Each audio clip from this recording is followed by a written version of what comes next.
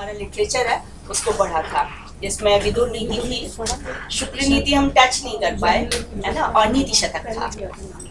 तो ये जो हम पढ़ रहे हैं उसकी मैं एक रूपरेखा जैसे आपको आउटलाइन बता देती हूँ। अभी मैडम आपको पढ़ा रही थी, वो था वैदिक लिटरेचर, वैदिक साहित्य। तो संस्कृत साहित्य इतना ब्रॉड है, इतना विशाल है, तो उसको दो भागों में हम लोगों ने बांटा हुआ है। एक वैदिक साहित्य है और दूसरा लौकिक संस्कृत साहित्य है। वैदिक साहित्य और लौकिक संस्कृत साहित्य, इनमें विषय की दृष्टि से भी अंतर है, भाषा की दृष्टि से भी अंतर है। मतलब संस्कृत, वैदिक संस्कृत भी संस्कृत है, उसके बाद भी लौकिक संस्कृत में भी जब हम बात कर रहे हैं वो भी संस्कृत है, लेकिन उन दोनों की संस्कृत में बहुत ज़्यादा अंतर आ जाता है। यहाँ तक स्थिति हो जाती है कि यदि हमने लौकिक संस्कृत का व्याकरण पढ़ा है, वैदिक संस्कृत का व्याकरण नहीं पढ़ा है, तो वैदिक सूक्तों के अर्थ निकालने कठिन हो जाते हैं बिना टीका के। इतना ज़्यादा मतलब संस्कृत में ही भेद आ गया है। बीच में वैदिक संस्कृत और लौकिक संस्कृत को जोड़ने के भी कुछ ग्रंथ बीच में आए हैं, उनको हम पुराण कह देते हैं, पुराण साहित्य। पुराण साहित्य में कुछ वैदिक जो विचारधाराएं हैं उनको विस्तृत रूप दिया है, प्रतीकात्मक रूप से उसको प्रस्तुत किया है। एक छोटा सा उदाहरण मैं आपको दूंगी, जैसे वेद में विष्णु सूक्त आता है। उस विष्णु सूक्त में जिस देवता की स्तुति की गई है वो है सूर्य, यानी वेद का वैदिक सूर्य जो है वो विष्णु है। लेकिन जब हम पुराणों के विष्णु की चर्चा करते हैं तो वो सूर्य से उसका संबंध हम नहीं देख पाते हैं। तो वैदिक सूक्तों में कुछ चीजें आती हैं, जैसे त्रिविक्रम होना, 3 कदमों में त्रिविक्रम शब्द आता है, यानी 3 कदम। पुराणों में आकर हम वराह अवतार के 3 कदमों को देखते हैं कि उसने बलि के यज्ञ में 3 कदमों से भूमंडल को और मध्य लोक को और स्वर्गलोक को, द्युलोक को, सबको नाप डाला। वास्तव में हाँ, ये क्या था, वामनावतार में जब बलि के यज्ञ में गए हैं, विष्णु का अवतार वामनावतार हुआ है उसमें। तो यहाँ पर क्या है, वही त्रिविक्रम शब्द अब रूप बदल गया, उसका प्रतीकात्मक रूप यहाँ पर आ गया, उसका मानवीकरण ज्यादा कर दिया। वहां वो विशुद्ध प्राकृतिक शक्ति थी, सूर्य था, यहाँ हम उसको मनुष्य के रूप में, उसके हाथ पैर नाक मुंह इत्यादि करके उसको एक प्रतीकात्मक रूप और प्रदान कर दिया। तो पुराणों में प्रतीकात्मकताएं बहुत ज्यादा आ गई और उनके अर्थ निकालने और कठिन होते चले। जैसे हम गणपति की बात करते हैं, तो गणपति का जो रूप हमें दिखाई देता है, उस रूप में हम किसी मानव की या ईश्वर की कल्पना हमारे लिए बड़ा कठिन हो जाता है कि उसका जो ग्रीवा वाला भाग है, ऊपर वाला भाग है, वो हाथी का है, शरीर भी आकृति जैसे पेट बहुत विशाल है, इत्यादि इत्यादि, ये सारा सिंबॉलिक है। तो ये काम, ये जो स्टडी है वो पुराणों की स्टडी है। पुराणों के बाद पुराणों का बहुत लंबा विकास, क्योंकि उसमें समय समय पर कुछ ना कुछ जुड़ता चला गया, समय समय पर जो विचारधाराएं आती गई, जो विषय बनते गए, वो पुराणों में जुड़ते चले गए। इसलिए ऐसा नहीं है कि ईसा के पहले ही पुराण लिखे गए, वो बाद तक लिखे जाते रहे। उनमें कुछ ना कुछ, यदि शुरुआत हुई है आरंभ में लिखने की, तो बाद तक उसमें कुछ ना कुछ जुड़ता चला गया है। तो इसलिए उसमें हम जो भेद करते हैं मूल रूप से, जैसे वैदिक संस्कृत और लौकिक संस्कृत। तो मैं लौकिक संस्कृत की बात करूंगी, क्योंकि वैदिक संस्कृत में संहिताएं आ जाती हैं चारों, ऋग्वेद, यजुर्वेद, अथर्ववेद, सामवेद, ये चारों संहिताएं आ जाती हैं। इसके अलावा इनका जो इंटरप्रिटेशन हुआ है उनको ब्राह्मण ग्रंथ कहते हैं, वो ब्राह्मण ग्रंथ आ जाते हैं, आरण्यक आ जाते हैं और उपनिषद आ जाते हैं। इसके अतिरिक्त इनको समझाने के लिए और भी ग्रंथ लिखे जिनको हम वेदांग कह देते हैं, वो साहित्य इसमें आ जाता है। लौकिक संस्कृत साहित्य में इसका आरंभ कब से हुआ, तो जो विचारधारा आती है वो वाल्मीकि रामायण को सबसे पहला लौकिक संस्कृत साहित्य का काव्य मानती है। तो इसलिए हमने जब अपनी बात शुरू की थी तो लौकिक संस्कृत साहित्य के वाल्मीकि रामायण के हमने प्रथम सर्ग से ही अपनी बात उठाई थी, जब हम सर्टिफिकेट कोर्स की बात कर रहे थे। शुरू में हम लोगों ने जो सर्टिफिकेट कोर्स किया था, उसका कारण ये भी था कि किस तरह से हमारी लैंग्वेज डेवलप होती चली गई। वाल्मीकि रामायण में काव्य है, काव्यत्व है, लेकिन उस काव्य में भी बड़ी सरल संस्कृत का प्रयोग हुआ है। छंदों में बहुत ज्यादा परिवर्तन नहीं हुआ, छंद अनुष्टुप या बहुत हुआ तो उपजाति करके छंद आया। महाभारत की भी लगभग यही स्थिति है। तो ये दोनों जो रचनाएं हैं जिसको हम रामायण और महाभारत कहते हैं, इनका एक नया नाम हमने कर दिया आर्ष काव्य। आर्ष काव्य।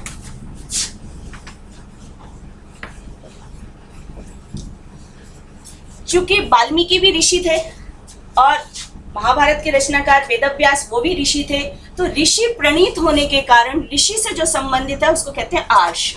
तो ऋषि काव्य यानी रामायण और महाभारत ये आता है। इसके आगे जैसे जैसे हमारा साहित्य विकसित होता चला गया, हमें साहित्य के में प्रयुक्त जो संस्कृत है उसमें अलंकारों का प्रयोग आ गया। मतलब आज की दृष्टि में, आज की शब्दावली में हम कहें तो हमारी संस्कृत कठिन होती चली गई। यहाँ पर हमें स्वाभाविक रूप संस्कृत का दिखाई देता है, जैसे गति से विकसित हुआ है, लेकिन उस समय हम फिर ये कल्पना करते हैं कि उसमें चूंकि हमारी बोलचाल की भाषा ही संस्कृत थी। ऐसा वर्णन आता है कि लकड़हारा जैसा व्यक्ति भी, जुलाहा जैसा व्यक्ति भी संस्कृत में संभाषण किया करते थे। तो ऐसी परिस्थिति में जो साहित्य लिख के आया तो वो बहुत अलंकृत साहित्य है, उसको हम कह देते हैं अलंकृत। अलंकृत साहित्य या अलंकृत काव्य यानी अलंकार। अलंकार से हम उपमा इत्यादि अलंकारों को तो कहते ही हैं। छंदों में विविधता आ गई, बहुत अधिक मात्रा में छंद विकसित हो गए, और जो रस की बात होने लग गई काव्य में। तो यानी यहाँ अलंकृत साहित्य की जब हम बात करते हैं तो इस काव्य को परिभाषित किया जाने लगा, परिभाषा गठित की जाने लगी कि वास्तव में काव्य कहते किसे हैं। तो काव्य की परिभाषा करते हुए कि जिसमें शब्द और अर्थ हों, शब्दार्थौ सहितौ काव्यम, जिसमें शब्द और अर्थ होते हैं उसको काव्य कहते हैं। ये तो कोई परिभाषा नहीं हुई अपने आप में। शब्द अर्थ किस में नहीं होते हैं? हमारे अपनी बोलचाल की भाषा में होते हैं, सब में। तो इसलिए ये जो सहितौ शब्द आया, इस सहितौ की नई नई व्याख्याएं की जाने लगी, क्योंकि इस सहितौ से ही साहित्य शब्द बना। और ये माना गया कि वहां पर जो अर्थ है वो सामान्य अर्थ नहीं है, वहां जो शब्द हैं वो सामान्य शब्द नहीं होने चाहिए। सामान्य शब्द, सामान्य अर्थ से तात्पर्य क्या हुआ? जो हम अपने दैनिक जीवन में बोलचाल में बोलते हैं उससे अलग हटके। और यही कारण है वो छंदों में लिखा जाने लगा। छंद में नहीं भी है तो इतने लंबे लंबे शब्द, समासों को जोड़कर लंबे लंबे शब्द बनाए जाने लगे कि उसको हम आज की दृष्टि में देखें तो हमें लगता है कि ये दैनिक बोलचाल की तो भाषा कभी नहीं थी, ये कवियों की ही भाषा रही होगी। वाण भट्ट ने तो एक एक वर्णन, यानी वर्णन में भी मैं कहूं तो एक वाक्य इतना बड़ा कर दिया कि वो 35 लाइनों में लिखा जा रहा है। 35 लाइन में लिखा गया लेकिन है एक ही वाक्य। जैसे ये आया सरस्वती हंस गई, सरस्वती जहासा, मूल वाक्य तो ये है। अब सरस्वती जहासा, इसको बीच में विशेषणों को लगाकर उन्होंने इतना लंबा ये वाक्य, एक वाक्य बना दिया कि वो पूरी 35 पंक्तियां हम आज लिखें तो हमारी लाइन या किताब में जो लाइन दी गई है वो 35 लाइन हो जाती है। तो साहित्य थोड़ा अलंकृत हो जाता है, कवि उसमें स्वाभाविकता से अलग हट जाता है। तो ऐसे अलंकार, रस, रीति, ध्वनि, बहुत सारी चीजें आ गई जिसके कारण साहित्य सामान्य भाषा से अलग हट गया। साहित्य के 2 रूप मुख्य रूप से माने गए। क्योंकि शब्द और अर्थ होते हैं तो शब्द या तो गद्य में बोला रखा जाएगा या अर्थ पद्य में लिखा जाएगा। इसलिए साहित्य के या काव्य के ये पर्यायवाची हो गया, साहित्य और काव्य। तो ये या तो गद्य में लिखा जाता था और या इसको पद्यात्मक। जो लोग स्पेशल संस्कृत क्लास करना चाहते हैं लैंग्वेज की, सैटरडे नेक्स्ट से वो लता जी क्लास लेंगे और उनका सजेशन है कि 12:30 से 1:30 लेंगी क्लास, क्योंकि फिर आधा घंटा लंच ब्रेक हो जाएगा, 4 घंटे फिर पढ़ना।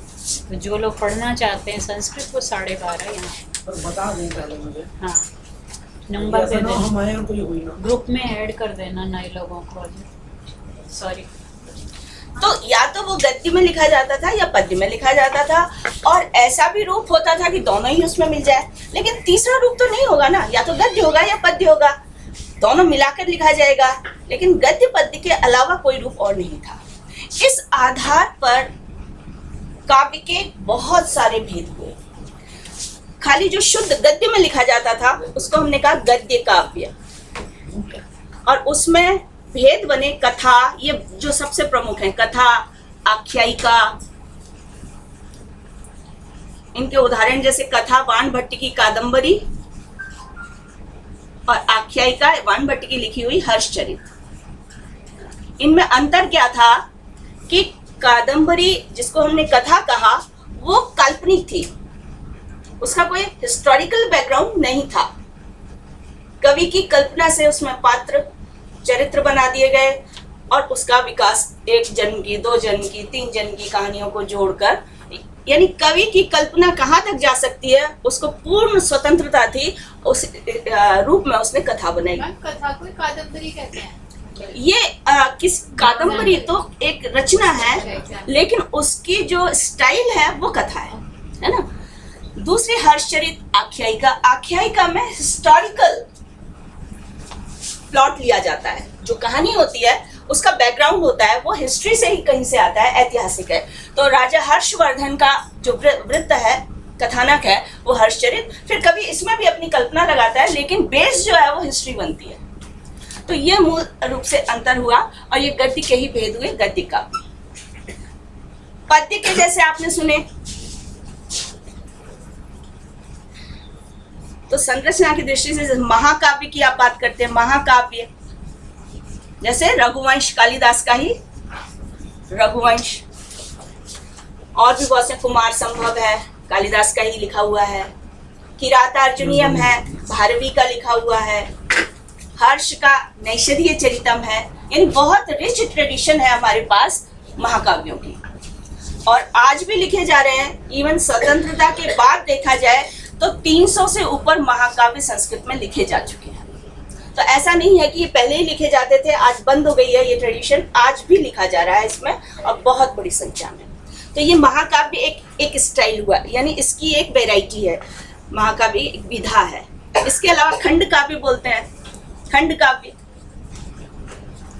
महाकाव्य में जो कथानक लिया जाता है, या जिस राजा या किसी का वृत्त लिया जाता है, जरूरी नहीं है वो प्रसिद्ध हो, पुराणों से भी ले सकते हैं और उसको कभी विस्तार देता जाता है।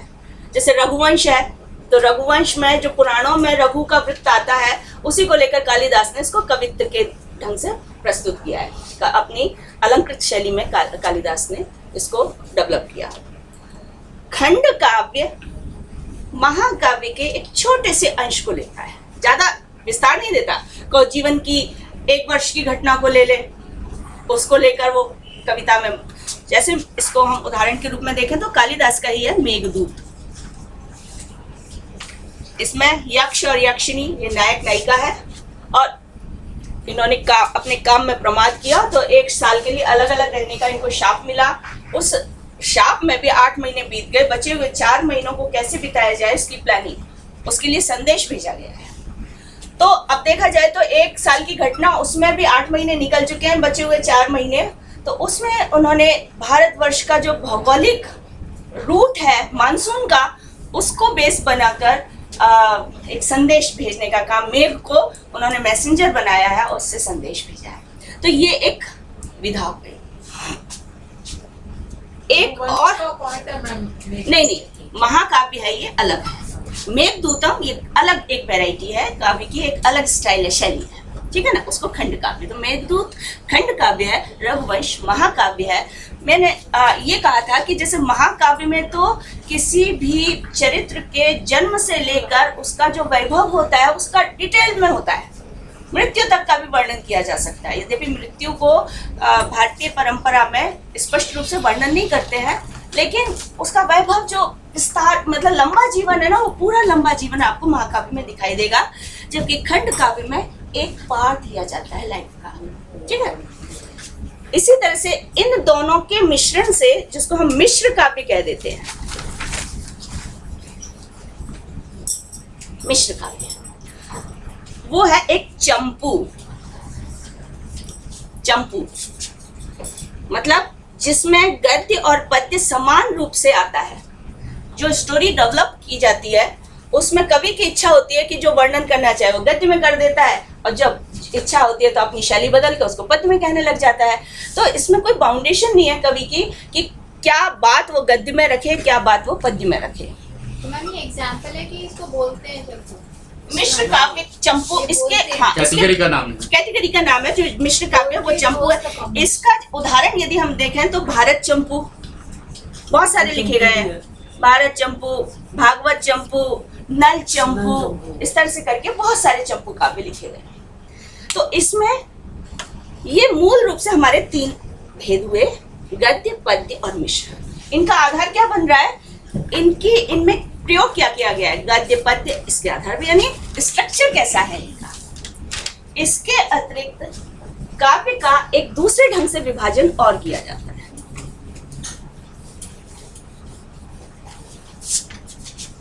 हम उसको सुनते हैं, देखते हैं, मतलब काव्य किस लिए होता है, उसका एकमात्र उद्देश्य होता है आनंद के लिए, मनोरंजन।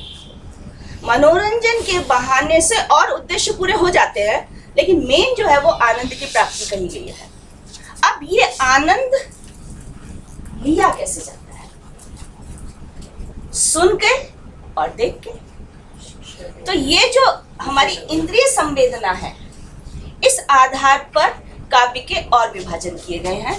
तो इस दृष्टि से काव्य के फिर 2 भेद, दृश्य काव्य और श्रव्य काव्य। दृश्य का मतलब होता है देखने योग्य और श्रव्य का मतलब सुनने योग्य। द्रष्टुम योग्यम दृश्यम, श्रोतुम योग्यम श्रव्यम।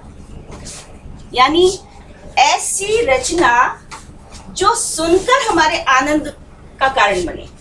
सुनकर ही हम, तो क्या होता है, कवि जैसे अपने कभी समवाय में, कभी सम्मेलनों में कविताएं सुनाते हैं, लोग वाह वाह करते हैं।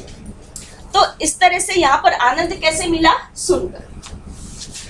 लेकिन जो दृश्य काव्य होता है उसमें एक मंच चाहिए, रंगमंच चाहिए। रंगमंच पर नट जो कवि ने लिखा था उसको प्रस्तुत करता है, ठीक है ना। तो वहां पर दर्शक बैठकर उसको देखता है, देखकर वो आनंद लेता है।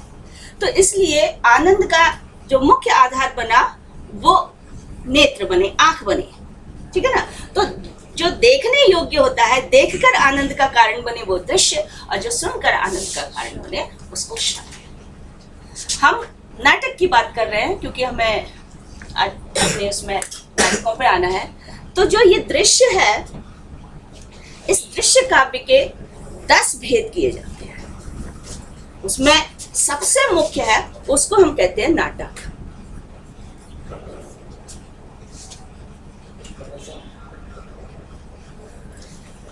और भी बहुत हैं, जैसे मैं कुछ नाम आपको गिना दूं, जैसे प्रहसन, भाण, प्रकरण, ईहामृग, समअवकार,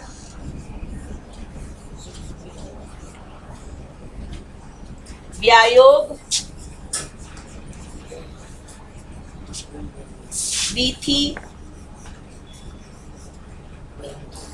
अंक, कितने हुए,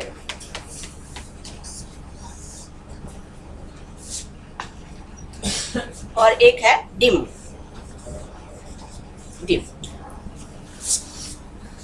तो ये दृश्य काव्य के भेद हैं। मैं इसको यहाँ पर केवल इसलिए लिखना चाह रही हूँ क्योंकि हम लोग ज्यादातर ये कह देते हैं नाटक नाटक नाटक। वास्तव में नाटक एक प्रकार है, एक प्रकार है। तो जो ये दृश्य काव्य है, इसके लिए और भी नाम हैं। इसी दृश्य काव्य को हम कह देते हैं नाट्य, ध्यान दीजिए, नाट्य। दूसरा नाम रूपक, ये कॉमन नाउन है। ये कॉमन से मतलब ये जो 10 प्रकार हैं उनको चाहे तो आप नाट्य कह दीजिए, चाहे आप रूपक कह दीजिए, चाहे उनको हम दृश्य काव्य कह दीजिए। तो इसलिए नाटक भी नाट्य है, रूपक भी नाटक, एक प्रकार का दृश्य काव्य, नाटक रूपक। प्रहसन को भी हम नाटक, नाट्य या रूपक कह सकते हैं, भाण को भी हम नाट्य रूपक कह सकते हैं, प्रकरण को भी हम नाट्य रूपक कह सकते हैं। लेकिन नाटक को प्रहसन नहीं कह सकते, प्रहसन को नाटक नहीं कह सकते, भाण को हम इन 9 नामों से नहीं कह सकते, विधि को हम इन 9 नामों से नहीं कह सकते, लेकिन हम उनको नाट्य भी कह सकते हैं, रूपक भी कह सकते हैं।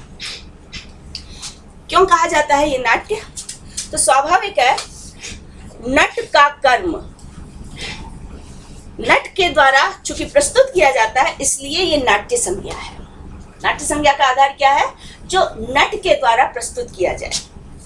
इसलिए कालिदास इत्यादि के जब हम नाटकों की बात करते हैं तो वो नाटक कक्षा में पढ़ने के लिए नहीं थे, वो रंगमंच पर प्रस्तुत किए जाने के लिए थे। जब हम इसको शुरू करेंगे तो कहाँ ये बात हमें पता चलती है, वो दिखाकर फिर हम आगे बढ़ेंगे।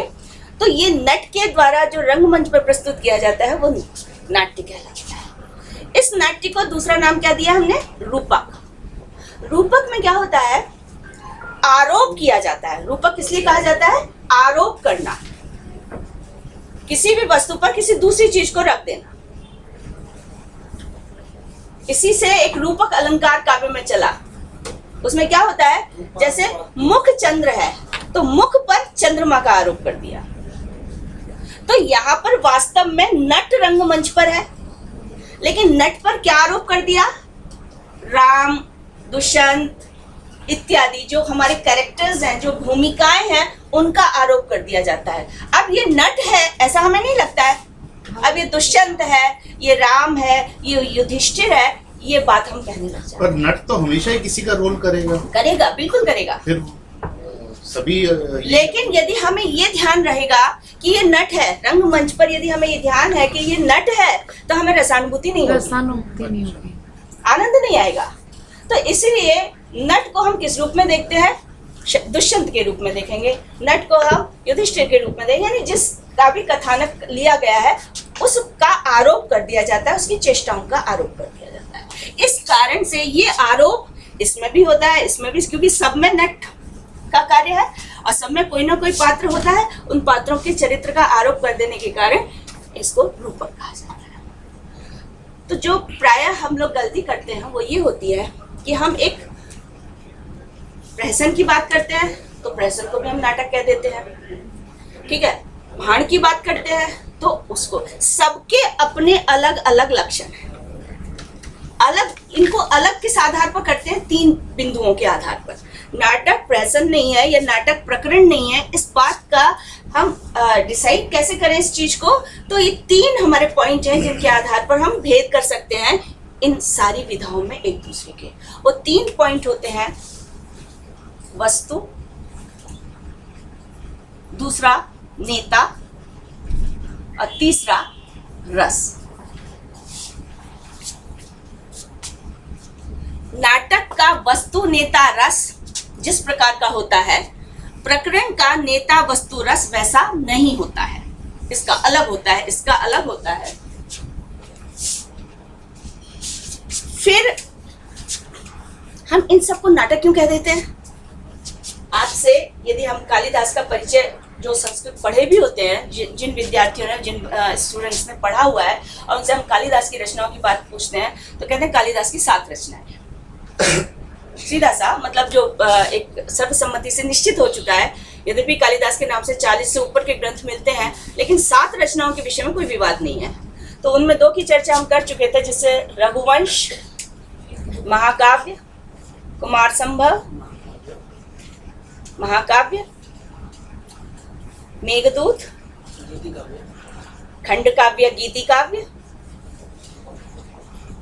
ठीक है। ये तो रचनाएं कैसी हैं? जो पद्य में लिखी गई हैं, छंदों में लिखी गई हैं। इसके अलावा जो छंद में नहीं लिखी गई हैं, एक और है इसमें, वो है ऋतु संहार। ऋतु संहार ये सबसे पहली रचना है। तो ये भी सर्गों में लिखी गई है, लेकिन इसको गीति काव्य के रूप में ही देखते हैं, गीति काव्य। ये तो पद्यों में लिखी रचना है। इसके अलावा 3 रचनाएं ऐसी हैं जो पद्यों गद्य पद्य के मिश्रण के रूप में हमें दिखाई देती है, तो वो फिर भी हम उसको गद्य काव्य नहीं कहते हैं। क्यों नहीं कहते हैं, इसकी हम चर्चा भी करेंगे। ये ऋतु संहार है। ऋतु संहार, इसमें 6 ऋतुओं का मूल वर्णन है। ये किसमें गद्य में लिखी गई है मैडम? ये सारी पद्यात्मक विधाएं हैं, ये सारी जो है वो पद्य में छंद में लिखी हुई हैं, ठीक है ना। अब एक अभिज्ञान शाकुंतलम जिसको अभी हमें पढ़ना है,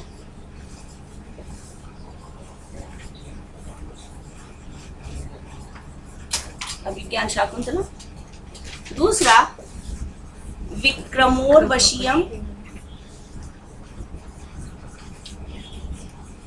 और तीसरा मालविकाग्निमित्रम।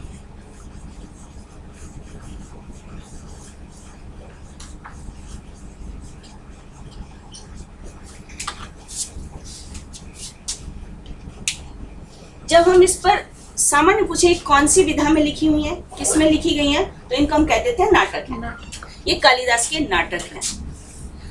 अब अभी जो हम पढ़ रहे थे उसके अनुसार ये और ये दोनों एक जैसे हैं, यानी इनको तो नाटक कहा जा सकता है, लेकिन इसकी जो विधा है वो इनकी विधा से अलग होती है।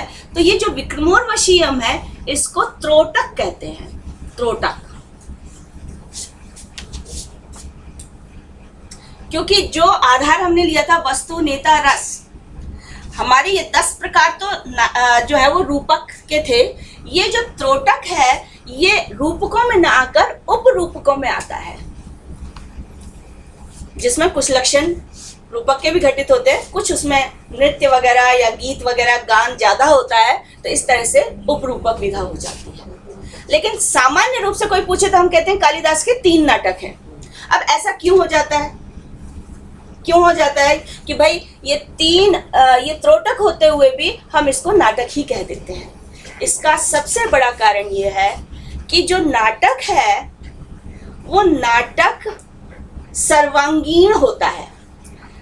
एक दृश्य काव्य के जितने भी अंग हो सकते हैं, जितने भी उसके विशेषताएं हो सकती हैं, वो सारी की सारी नाटक में होती हैं। बाकी में कुछ कम ज्यादा होती हैं। तो लक्षणा से, ध्यान दीजिए, लक्षणा शब्द की बात हम पहले भी कर चुके हैं। तो लक्षणा से चूंकि वही इस स्थिति, वही स्टाइल दूसरों में भी दिखाई देता है, उसमें भी हमें कथानक दिखाई देता है, उसमें भी हमें कोई नेता दिखाई देता है, उसमें भी किसी न किसी रस की स्थिति दिखाई देती है, आस्वाद होता है। तो इस कारण से बाकी सबको लक्षणा से नाटक कह देते हैं। अब लक्षणा क्या है, कुछ लोग हमारे नए साथी हैं, तो मैं केवल ज़्यादा उसकी गहराई में नहीं जाऊंगी। लक्षणा का मतलब होता है कि हम जिस शब्द का प्रयोग करते हैं उस शब्द से अतिरिक्त अर्थ ले लेना। जैसे कोई बच्चा गिर गया है ना, छोटा सा बच्चा है, भाग रहा है, गिर गया, तो माँ क्या कह देती है, नहीं नहीं शेर बच्चा है, शेर बच्चा, शेर बच्चा है, अरे मेरा शेर है ये तो। अब ये शेर कैसे हो गया, बच्चा शेर कैसे हो गया? तो इसका मतलब शेर की जो बहादुरी, शेर चोट खाता है रोता थोड़ी है, तो इसलिए शेर जितनी पराक्रम बहादुरी बच्चे में भी दिखाने के लिए, उससे उत्साहित करने के लिए उस बच्चे को हमने कह दिया ये तो शेर है। ठीक है, ये प्रयोग कैसा था, ये लक्षणा का था। हम जो बोल रहे हैं वही आप ले रहे हैं, वो प्रयोग क्या है, वो अभिधा से है, उसको हम कहते हैं अभिधा से अर्थ दिया जा रहा है। लेकिन इस तरह के जो प्रयोग होते हैं जिसमें हम प्रयोग किसी और अर्थ में करते हैं लेकिन ग्रहण उसको दूसरे किसी अर्थ में ले लिया जाता है, उसको लक्षणा से गृहीत अर्थ कहते हैं, इसलिए लक्ष्य अर्थ हो जाता है। तो नाटक, प्रकरण, भाण, यह मृग, व्यायोग इत्यादि ये सब रूपक हैं, नाट्य हैं, फिर भी हम इनको नाटक कह देते हैं, इसलिए क्योंकि ये हमें नाटक जैसे ही लगने लगते हैं कथानक इत्यादि की दृष्टि से। और जो हमारे आचार्य हैं नाट्य शास्त्र वगैरह के, उन्होंने जो तर्क दिया है वो ये कहते हैं एक प्रकृति होता है और एक विकृति शब्द होता है।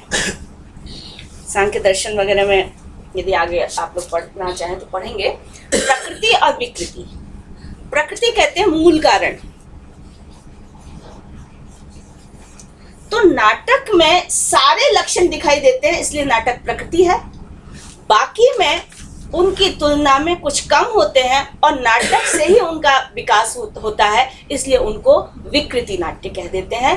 तो अब प्रकृति विकृति को एक नाम से कह दिया जाता है, इसलिए लक्षणा से वही बात हो गई कि शेष जो रूपक भेद हैं या नाट्य हैं उनको भी नाटक कह दिया जाता है। लेकिन जो संस्कृत पढ़ लेते हैं उनके लिए ये जानना ये अच्छी तरह से वो जान जाते हैं कि नहीं, थोड़ी थोड़ी से शैली भेद हो जाने पर नामकरण बदल जाता है। किसी को हम प्रकरण कहते हैं, जैसे ये प्रकरण है। अभिज्ञान शाकुंतलम नाटक है। अभिज्ञान शाकुंतलम की नायिका शकुंतला है और प्रकरण की जैसे मृच्छकटिकम जो आप पढ़ेंगे उसकी नायिका वसंत सेना है। दोनों के व्यक्तित्व में बहुत भेद है। वसंत सेना बहुत परिपक्व है, सुलझी हुई है, अपना बुरा भला भली भांति जानती है और जिस समाज से आती है वो समाज है वैश्या समाज। तो जहां पर गणिका को नायिका बना दिया जाए वो प्रकरण। प्रकरण में गणिका नायिका होती है प्रायः। कुल दो तरह के उसमें, एक उसको कुलजा बोलते हैं और एक उसको वेश्या। लेकिन अभिज्ञान शाकुंतलम की जो नायिका है शकुंतला बहुत सीधी सादी है, बहुत भोली है। जिसने अभी दुनियादारी देखी नहीं है, तो गणिका के व्यक्तित्व में और शकुंतला के व्यक्तित्व में हमें जमीन आसमान का अंतर दिखाई देता है। इस व्यक्तित्व भेद से नायिका भेद हो गया और उस आधार पर रूपक भेद बदल गया। अभिज्ञान शाकुंतलम का नायक दुष्यंत है और मृच्छकटिकम का नायक, जो प्रकरण हम पढ़ेंगे, मृच्छकटिकम को प्रकरण कहते हैं। ये मैं अभी तक बता नहीं पाई थी। हमारे पाठ्यक्रम में दो प्रकार के रूपक हैं, एक अभिज्ञान शाकुंतलम और दूसरा मृच्छकटिकम। तो बाकी और चीजों को हम छोड़ देते हैं, हम प्रकरण और नाटक इनको उठाएं। तो नायक की दृष्टि से देखें, मैं कहा इनका अंतर जो है वो एक तो वस्तु के आधार पर करते हैं, एक नेता के आधार पर करते हैं, एक रस के आधार पर करते हैं। तो अभिज्ञान शाकुंतलम का नायक दुष्यंत है। दुष्यंत राजा है और कथानक उसका जो है, जिसको हम वस्तु कह रहे हैं, वस्तु मतलब कथानक, इतिवृत्त, प्लॉट। तो जो वस्तु है, इतिवृत्त है, कथानक है उसका, वो बहुत प्रसिद्ध है। जिन्होंने महाभारत पढ़ा होगा वो उस शकुंतला उपाख्यान से परिचित होंगे। तो कालिदास ने प्रसिद्ध घटना को आधार बनाया।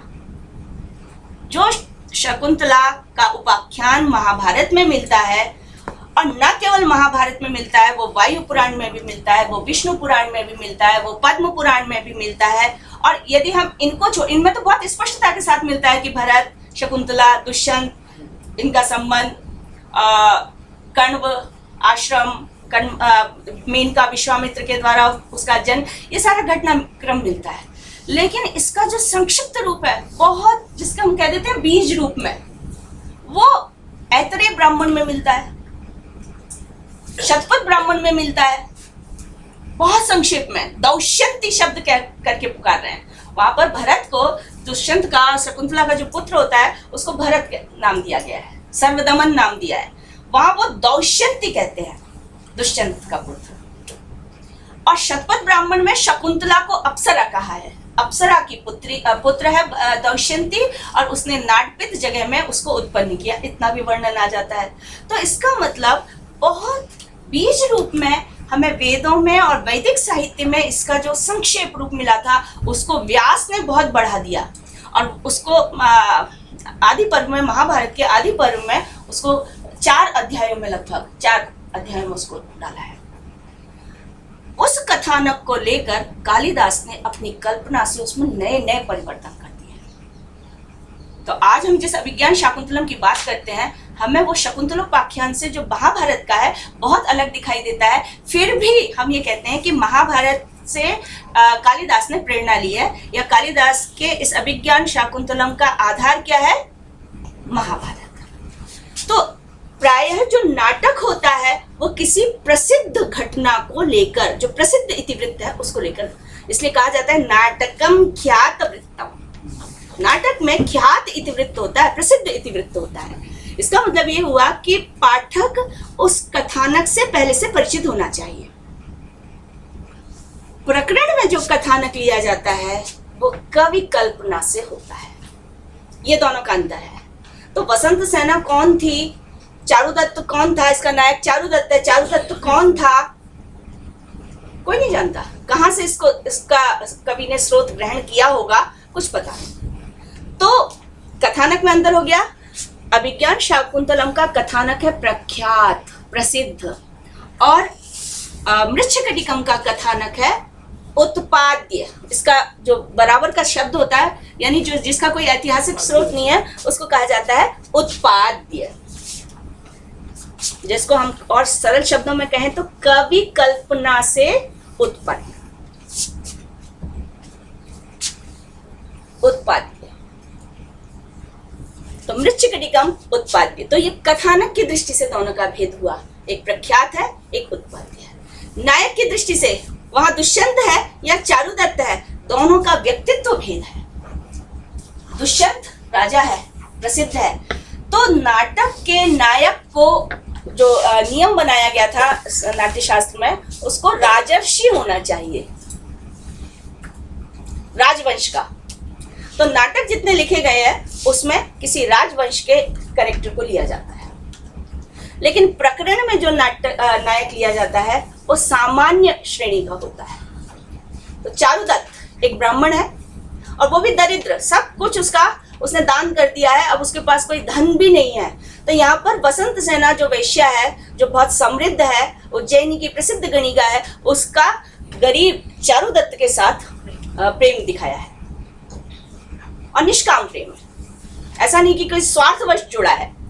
और यहाँ पर भी प्रेम कथा है अभिज्ञान शाकुंतलम में। तो वो अभिज्ञान शाकुंतलम में एक वन कन्या, वन के परिवेश में, आश्रम के परिवेश में पली बड़ी, जो सांसारिक छल छद्म नहीं जानती है, उसका उस समय के सार्वभौम सम्राट, एक छत्र जो राजा है, उस राजा के साथ प्रेम संबंध है। तो आप कल्पना कीजिए कि उनको एक स्टेज पर लाने के लिए कवि को कितनी कल्पनाएं स्वाभाविक रूप से, या उसको मंचित कैसे किया जाए, उनको एक साथ कैसे उपस्थित किया जाए रंगमंच पर कि उनका प्रेम आगे बढ़े।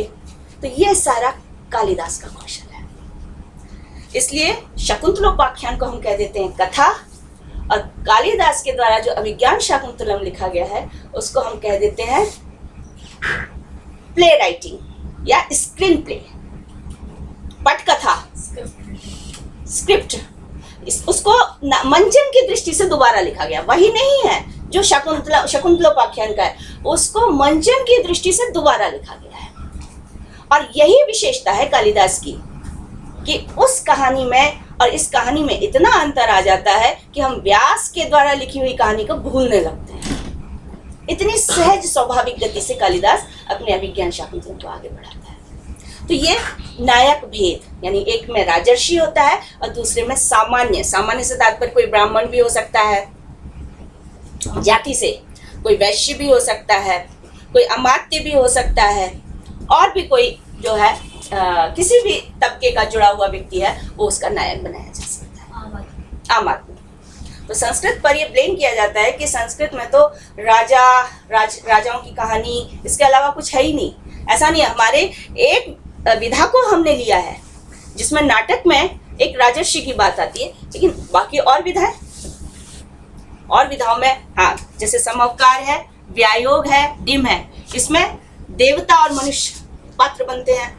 बाकी वीथी, अंक, प्रकरण, प्रहसन, इसमें एकदम सामान्य तबके के आदमी को आप किसी भी मेन रोल में दे सकते हैं, मेन कैरेक्टर बना सकते हैं। तो इस तरह से एक बैलेंस हमें दिखाई देता है संस्कृत नाट्य परंपरा का। तीसरी बात हम कह देते हैं रस की।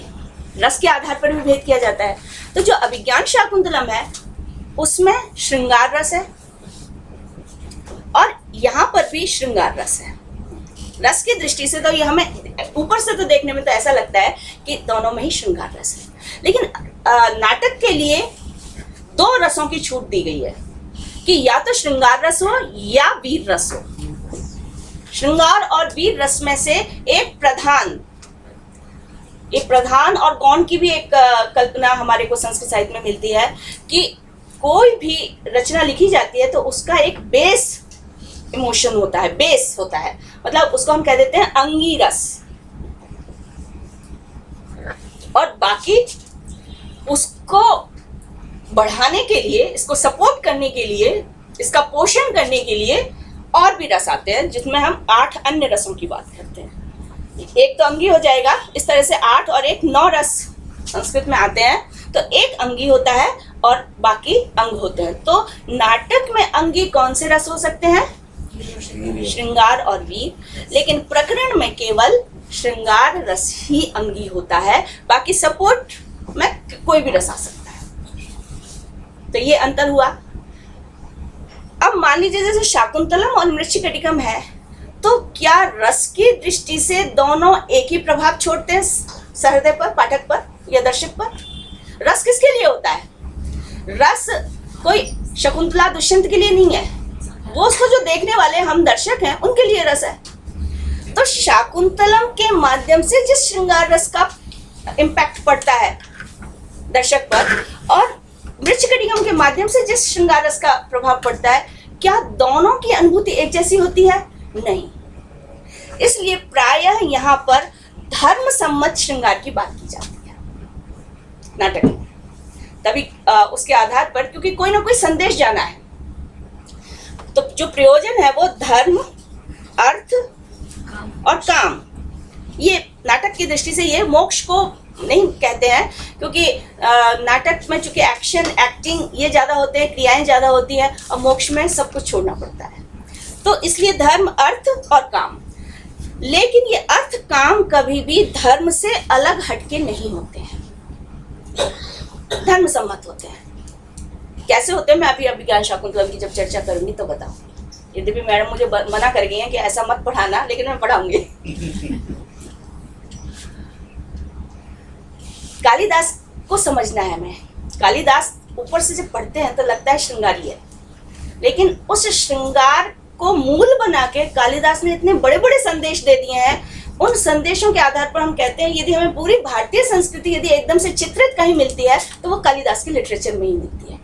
इतनी व्यापकता, इतनी गहराई भारतीय संस्कृति की, जो क्लासिकल संस्कृत लिटरेचर है, जो ललित संस्कृत साहित्य कहा जाता है, उसमें कालिदास के अतिरिक्त अन्यत्र उस विस्तार के साथ नहीं दिखाई देती है।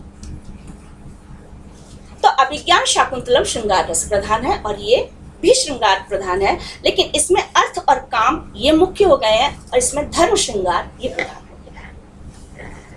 यद्यपि अर्थ और काम कैसे जुड़े हैं उसको मैं बताऊंगी, लेकिन मूल रूप से आप ये मान के, क्योंकि जहाँ श्रृंगार है वहाँ काम तो है, श्रृंगार है, काम है, लेकिन उस काम का जो ध्येय है, उद्देश्य है, वो धर्म मूलक कैसे है अभिज्ञान शाकुंतलम का, ये वहां पर हमें मैसेज मिलता है। वो मैसेज है अभिज्ञान शाकुंतलम।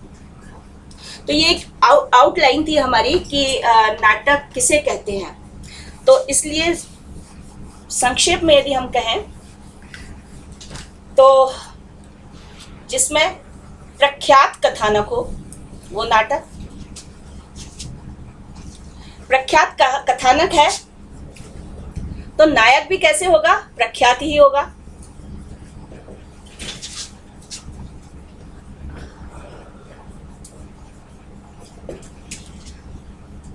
रस कैसा होगा? तो श्रृंगार या वीर। तो अभिज्ञान शाकुंतलम में श्रृंगार है। इसके अलावा रूपकों का भेद अंकों के आधार पर भी कहते हैं। यहाँ पर जो स्टोरी दी जाती है, कहानी होती है, वो कहानी एक्ट्स में डिवाइड होती है, अंकों में विभाजित होती है। जैसे हम दृश्य कह देते हैं, यहाँ पर अंक नाम दिया जाता है, अंक। तो अभिज्ञान शाकुंतलम में कितने अंक हैं? 7 अंक। मृच्छकटिकम में कितने अंक हैं? 10 अंक। तो ये भी एक भेद है कि नाटक में 5 से लेकर 10 तक के अंक, कम से कम 5 अंक होना चाहिए। मृच्छकटिकम का भी यही है कि उसमें 10 अंक होने चाहिए, कम नहीं मिलते हैं, 10 अंक। यहाँ 5 से लेकर 10 तक हो सकते हैं नाटक में। तो अभिज्ञान शाकुंतलम में 7 अंक है।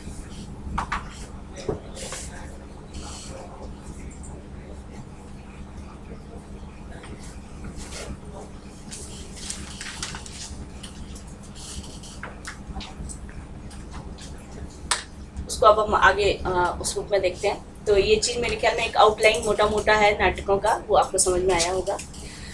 अब संस्कृत नाटकों की कुछ विशेषताओं में एक आता है विदूषक। जिस विक्रमोर्वशीयम की बात कर रहे थे हम, और मैंने कहा था ये त्रोटक है।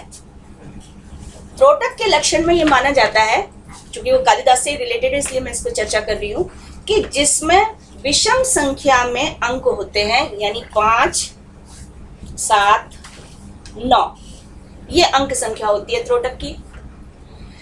इसके हर अंक में विदूषक की उपस्थिति अवश्य होनी चाहिए, ये भेदक है। नाटकों में ऐसा नहीं है, जरूरी है तो विदूषक रखा जाएगा, जरूरी नहीं है तो विदूषक की आवश्यकता नहीं है तो विदूषक को हटाया भी जा सकता है, या जब जरूरत पड़े तब उसका एंटर स्टेज पर कराया जाए। हाँ, विदूषक एक कैरेक्टर है, एक टिपिकल कैरेक्टर होता है जो, हाँ, जो कुछ हंसी मजाक करता है, ठीक है ना। तो इस तरह से कॉमेडियन के रोल में हम उसको देखते हैं, लेकिन खास बात इसकी ये होती है कि ये नायक नायिका को मिलाने में मेन रोल प्ले करता है विदूषक। तो विदूषक विक्रमोर्वशीयम जैसे हर नाटक जिसको हम त्रोटक कहते हैं उसमें हर अंक में दिखाई देता है, ये एक विशेषता है।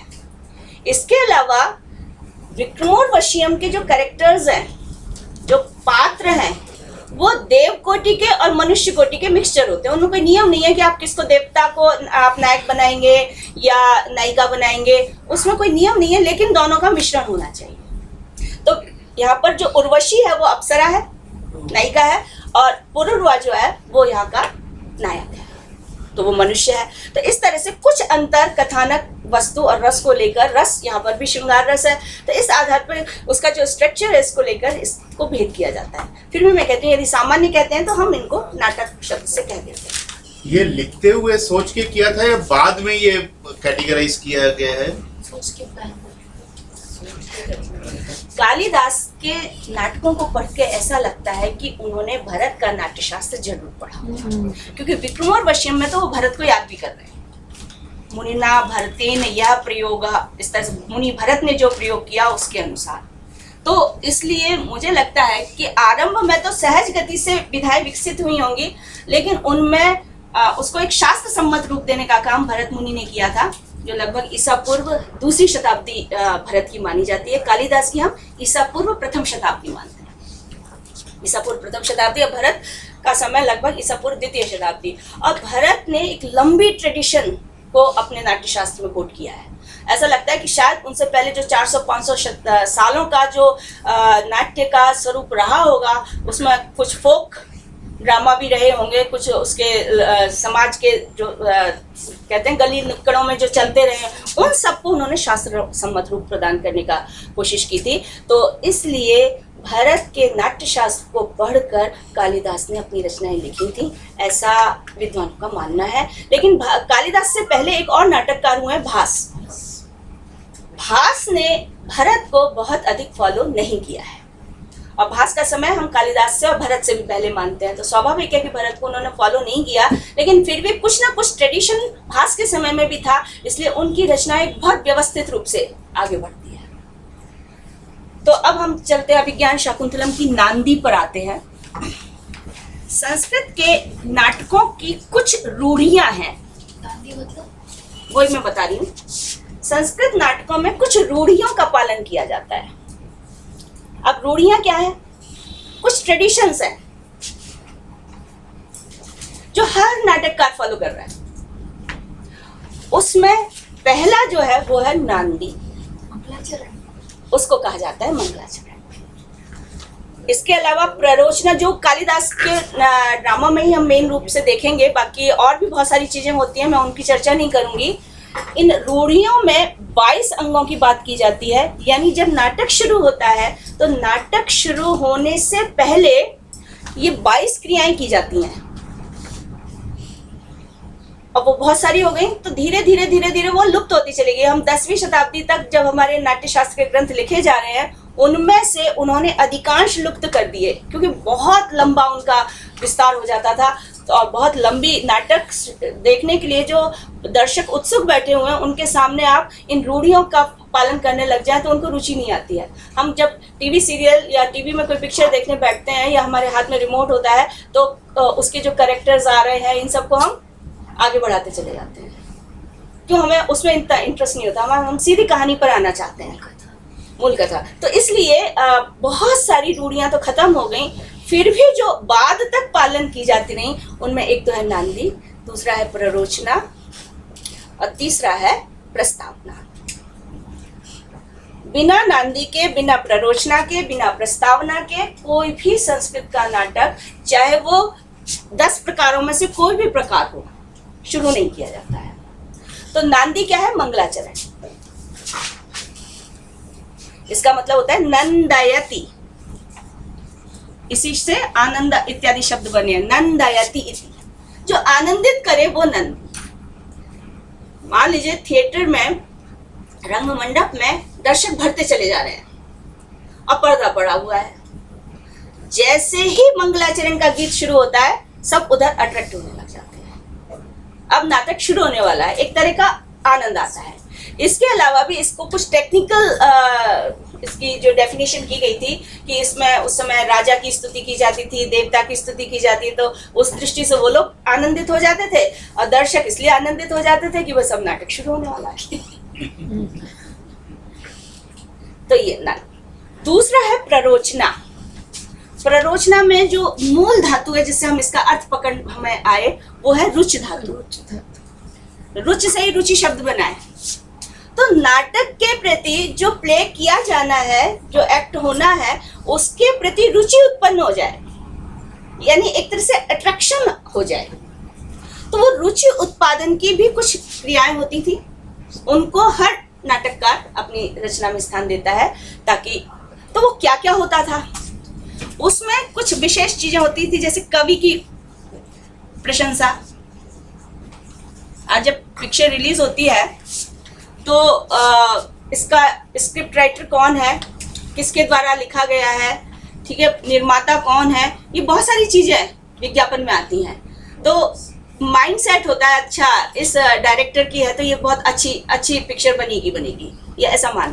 तो उसी तरह की कुछ चीजें नाटक में भी की जाती थी, जिसमें कवि प्रशंसा, और जो मंचन करने वाले हैं, नट या नट, सूत्रधार, ये सब आ जाते थे इसमें, इनकी प्रशंसा होती थी।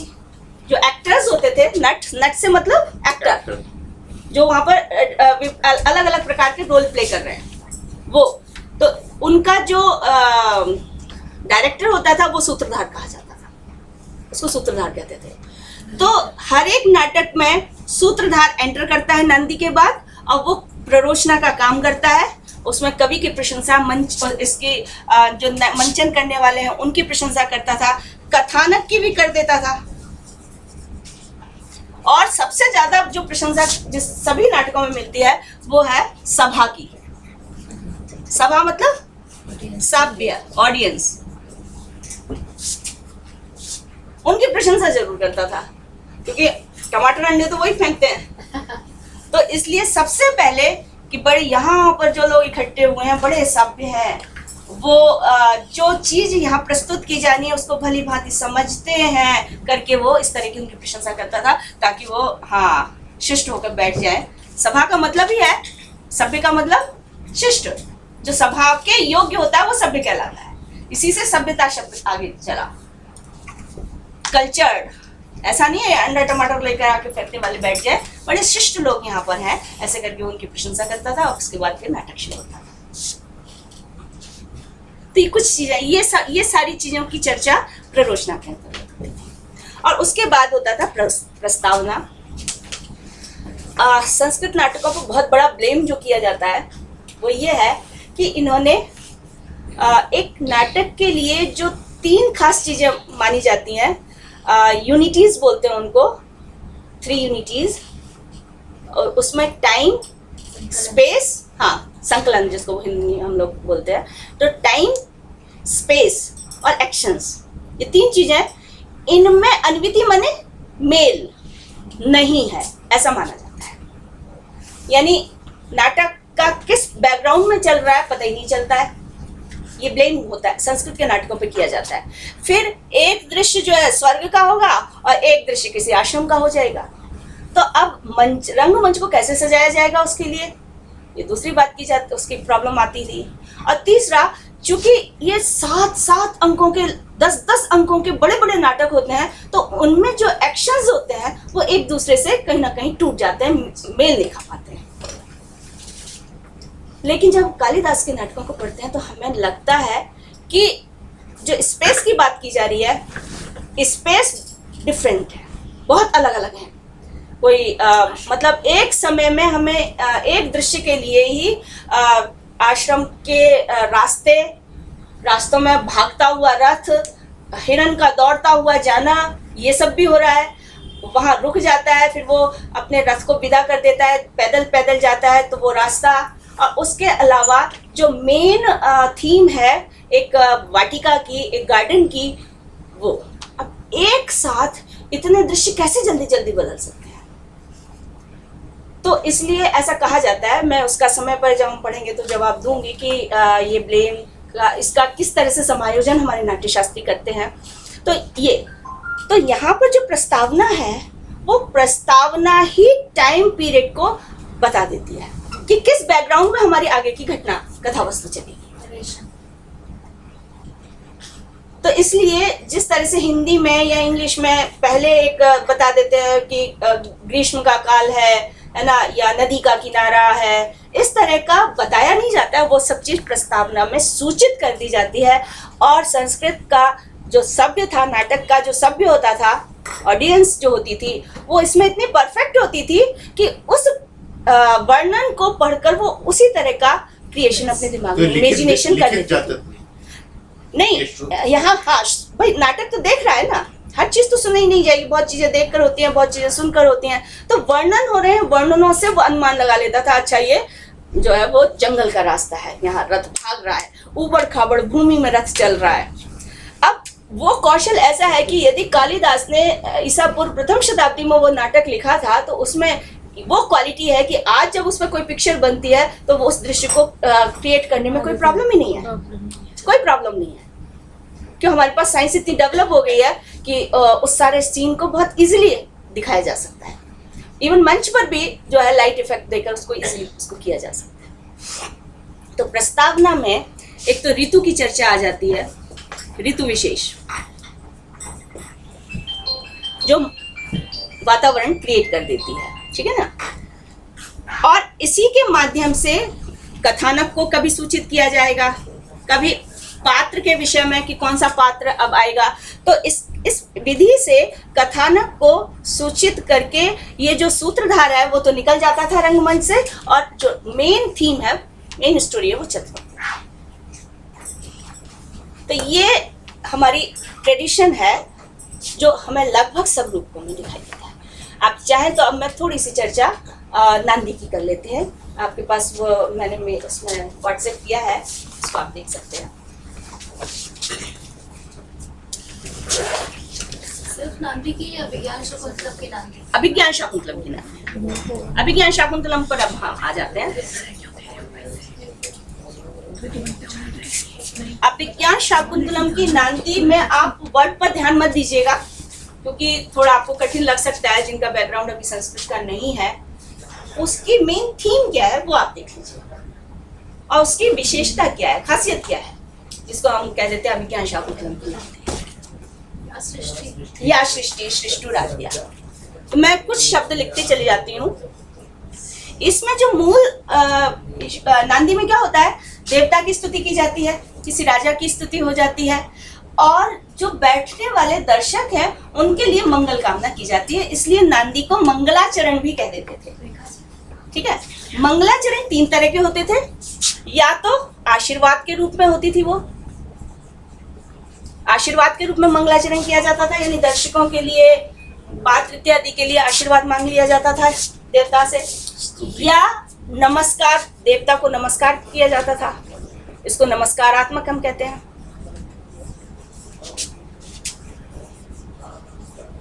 और या तीसरा एक प्रकार होता था वस्तु निर्देशात्मक।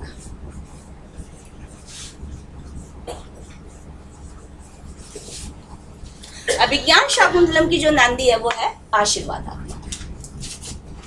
तो किस तरह का आशीर्वाद है? तो इसमें जो स्तुति की गई है वो शिव की स्तुति है, और जो उसका वैशिष्ट्य है वो हमने देखना है कि शिव का हमारी जो माइथल आशीर्वादात्मक, नमस्कारात्मक, वस्तु निर्देशात्मक। चूंकि ये प्रकार नहीं है हमारे, इसलिए इसको मैंने बिगाड़ दिया। वस्तु निर्देशात्मक, वस्तु का मतलब होता है जो हमारी नाटक खेला जाना है उसकी जो कथानक, कहानी इत्यादि है उसका संक्षेप में बहुत बीज रूप से ही संकेत मात्र कर देना, क्योंकि आगे तो पूरा प्ले चलेगा तो उसको पूरा नहीं बताया जाता है, हल्का सा संकेत किया जाता है। तो इसकी जो लास्ट लाइन है वो आप देखिए, वो है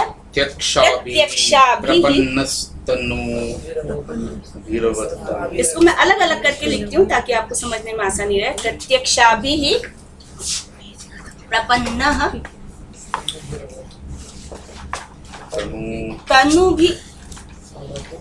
तनुभिः अवतु वह ताभिः, कौन बोल रहा है? अच्छा, अष्टाभिः ईशः, ये संधि हटाकर लिखा गया है। अच्छा, तो ये इसलिए यहाँ समझ लीजिए, कोई नहीं। इसमें क्या है ना कि प्रत्यक्षा भी तो ठीक है, प्रपन्न विसर्ग का सा हो जाता है। कर दीजिएगा, ऐड कर दीजिएगा। हाँ, मैडम से कह दूंगा, मैं शाम को कर दूंगा ना। अब इसमें एक जो विशेष मैं लोभ छोड़ नहीं पा रही हूँ, मैडम ने तो कहा था कि नहीं अभिज्ञान शाकुंतलम की नांदी मत पढ़ाना, लेकिन जिस लालच से मैं आपको पढ़ा रही हूँ वो है इसकी फीलिंग। हमारी जो माइथोलॉजी है उस माइथोलॉजी में हमारे बहुत सारे 33 करोड़ देवी देवताओं की बात की जाती है। उस 33 करोड़ देवी देवताओं को क्या हम देख सकते हैं? अपनी आंखों से नहीं देख सकते, लेकिन जो ये ईश है जिसको हम महेश कह देते हैं, जिसको हम शिव कह देते हैं, एकमात्र यही ऐसा देवता है जिसको हम हर दिन देखते हैं। कालिदास की दृष्टि से कालिदास जो कहना चाहते हैं वो ये कहना चाहते हैं कि बाकी देवताओं को हम नहीं देख पाते हैं, लेकिन ये ईश है वो कैसा है? प्रत्यक्ष है। और प्रत्यक्ष किसे कहते हैं? प्रत्यक्ष खाली जो आंखों से होता वो नहीं। हम प्रत्यक्ष प्रमाण की बात करते हैं तो प्रत्यक्ष प्रमाण किसको कहते हैं? सारी इंद्रियों से जिसका साक्षात्कार कर सकें, जिसको हम छू सकें, जिसको हम देख सकें, जिसको हम सुन सकें, जिसको हम आस्वाद ले सकें, वो सब हमारी इंद्रियां। तो इंद्रिय संवेदना हम जिसका अनुभव कर सकते हैं उस सब को हम कहते हैं प्रत्यक्ष। तो अक्ष का मतलब आंख तो रूढ़ हो गया है, अक्ष इंद्रिय के लिए आता है। तो ये ईश यानी शिव के 8 रूप ऐसे हैं, अष्टाभिः, जिनमें वो हमें हर दिन दर्शन देता है। तो कहते हैं, इसलिए कहा ईशः, मुख्य वाक्य में बताती हूँ, ईशः वह अवतु।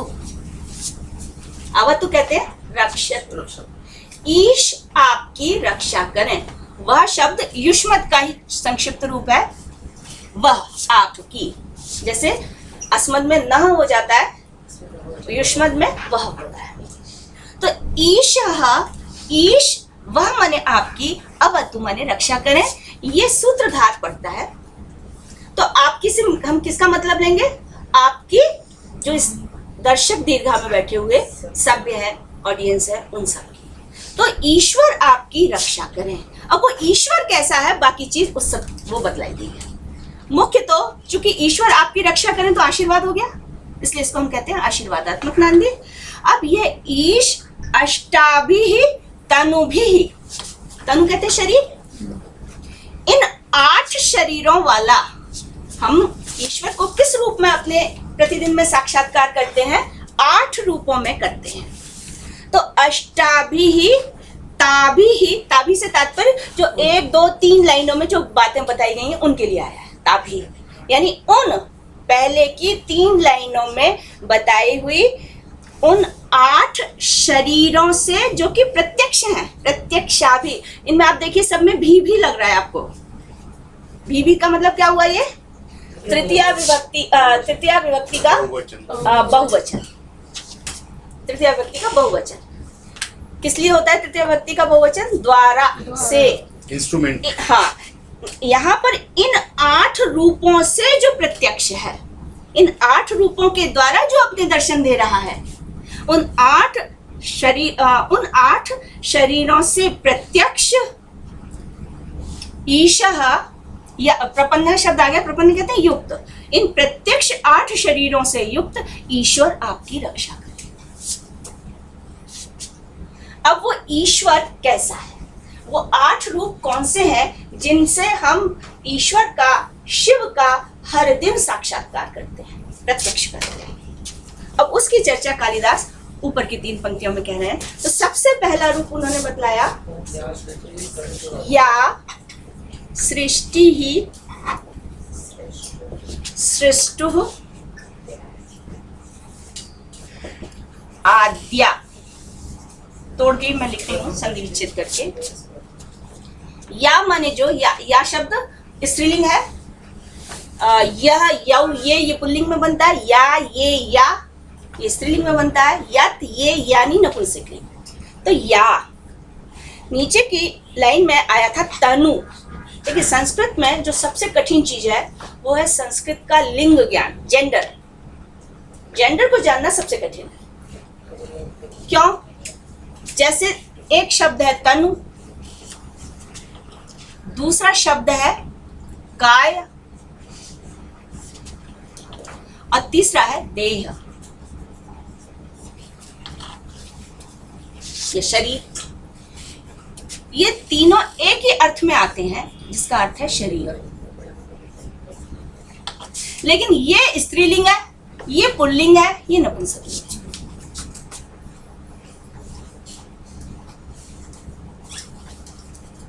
यानी ये जो परंपरा हमारी वैदिक काल से आई, शब्दों को संग्रहित होते ये स्थितियां हो गई कि कुछ शब्द त्रिलिंगी होते हैं। जैसे तटः, तट जानते हैं, नदी का किनारा। ये तटः भी बनता है, ये तटी भी बनता है, और ये तटम भी बनता है। यानी नपुंसक लिंग भी है, स्त्रीलिंग भी है, पुल्लिंग भी है। तो यहाँ पर नीचे की पंक्ति में जो तनु भी शब्द आया है, वो तनु शब्द स्त्रीलिंग है, इसलिए उसके लिए आगे यहाँ पर दे रहे हैं या का मतलब होता है जो देह कैसी है? सृष्टु। आपने नाम सुना होगा सृष्टा। किसके लिए कहते हैं हम लोग? सृष्टा, रचना करने वाला। और सबसे बड़ा सृजनहार कौन है? ब्रह्मा। तो सृष्टा, इसका षष्ठी विभक्ति में बना सृष्टु। षष्ठी विभक्ति का की के इस अर्थ में आता है ना, जो विधाता की, जो ब्रह्मा की, जो सर्जक की सृष्टि। सृष्टि किसे कहते हैं? रचना। जो विधाता की रचना है। कैसी? आद्या। आदि शब्द किस लिए आता है? पहली, सबसे पहले।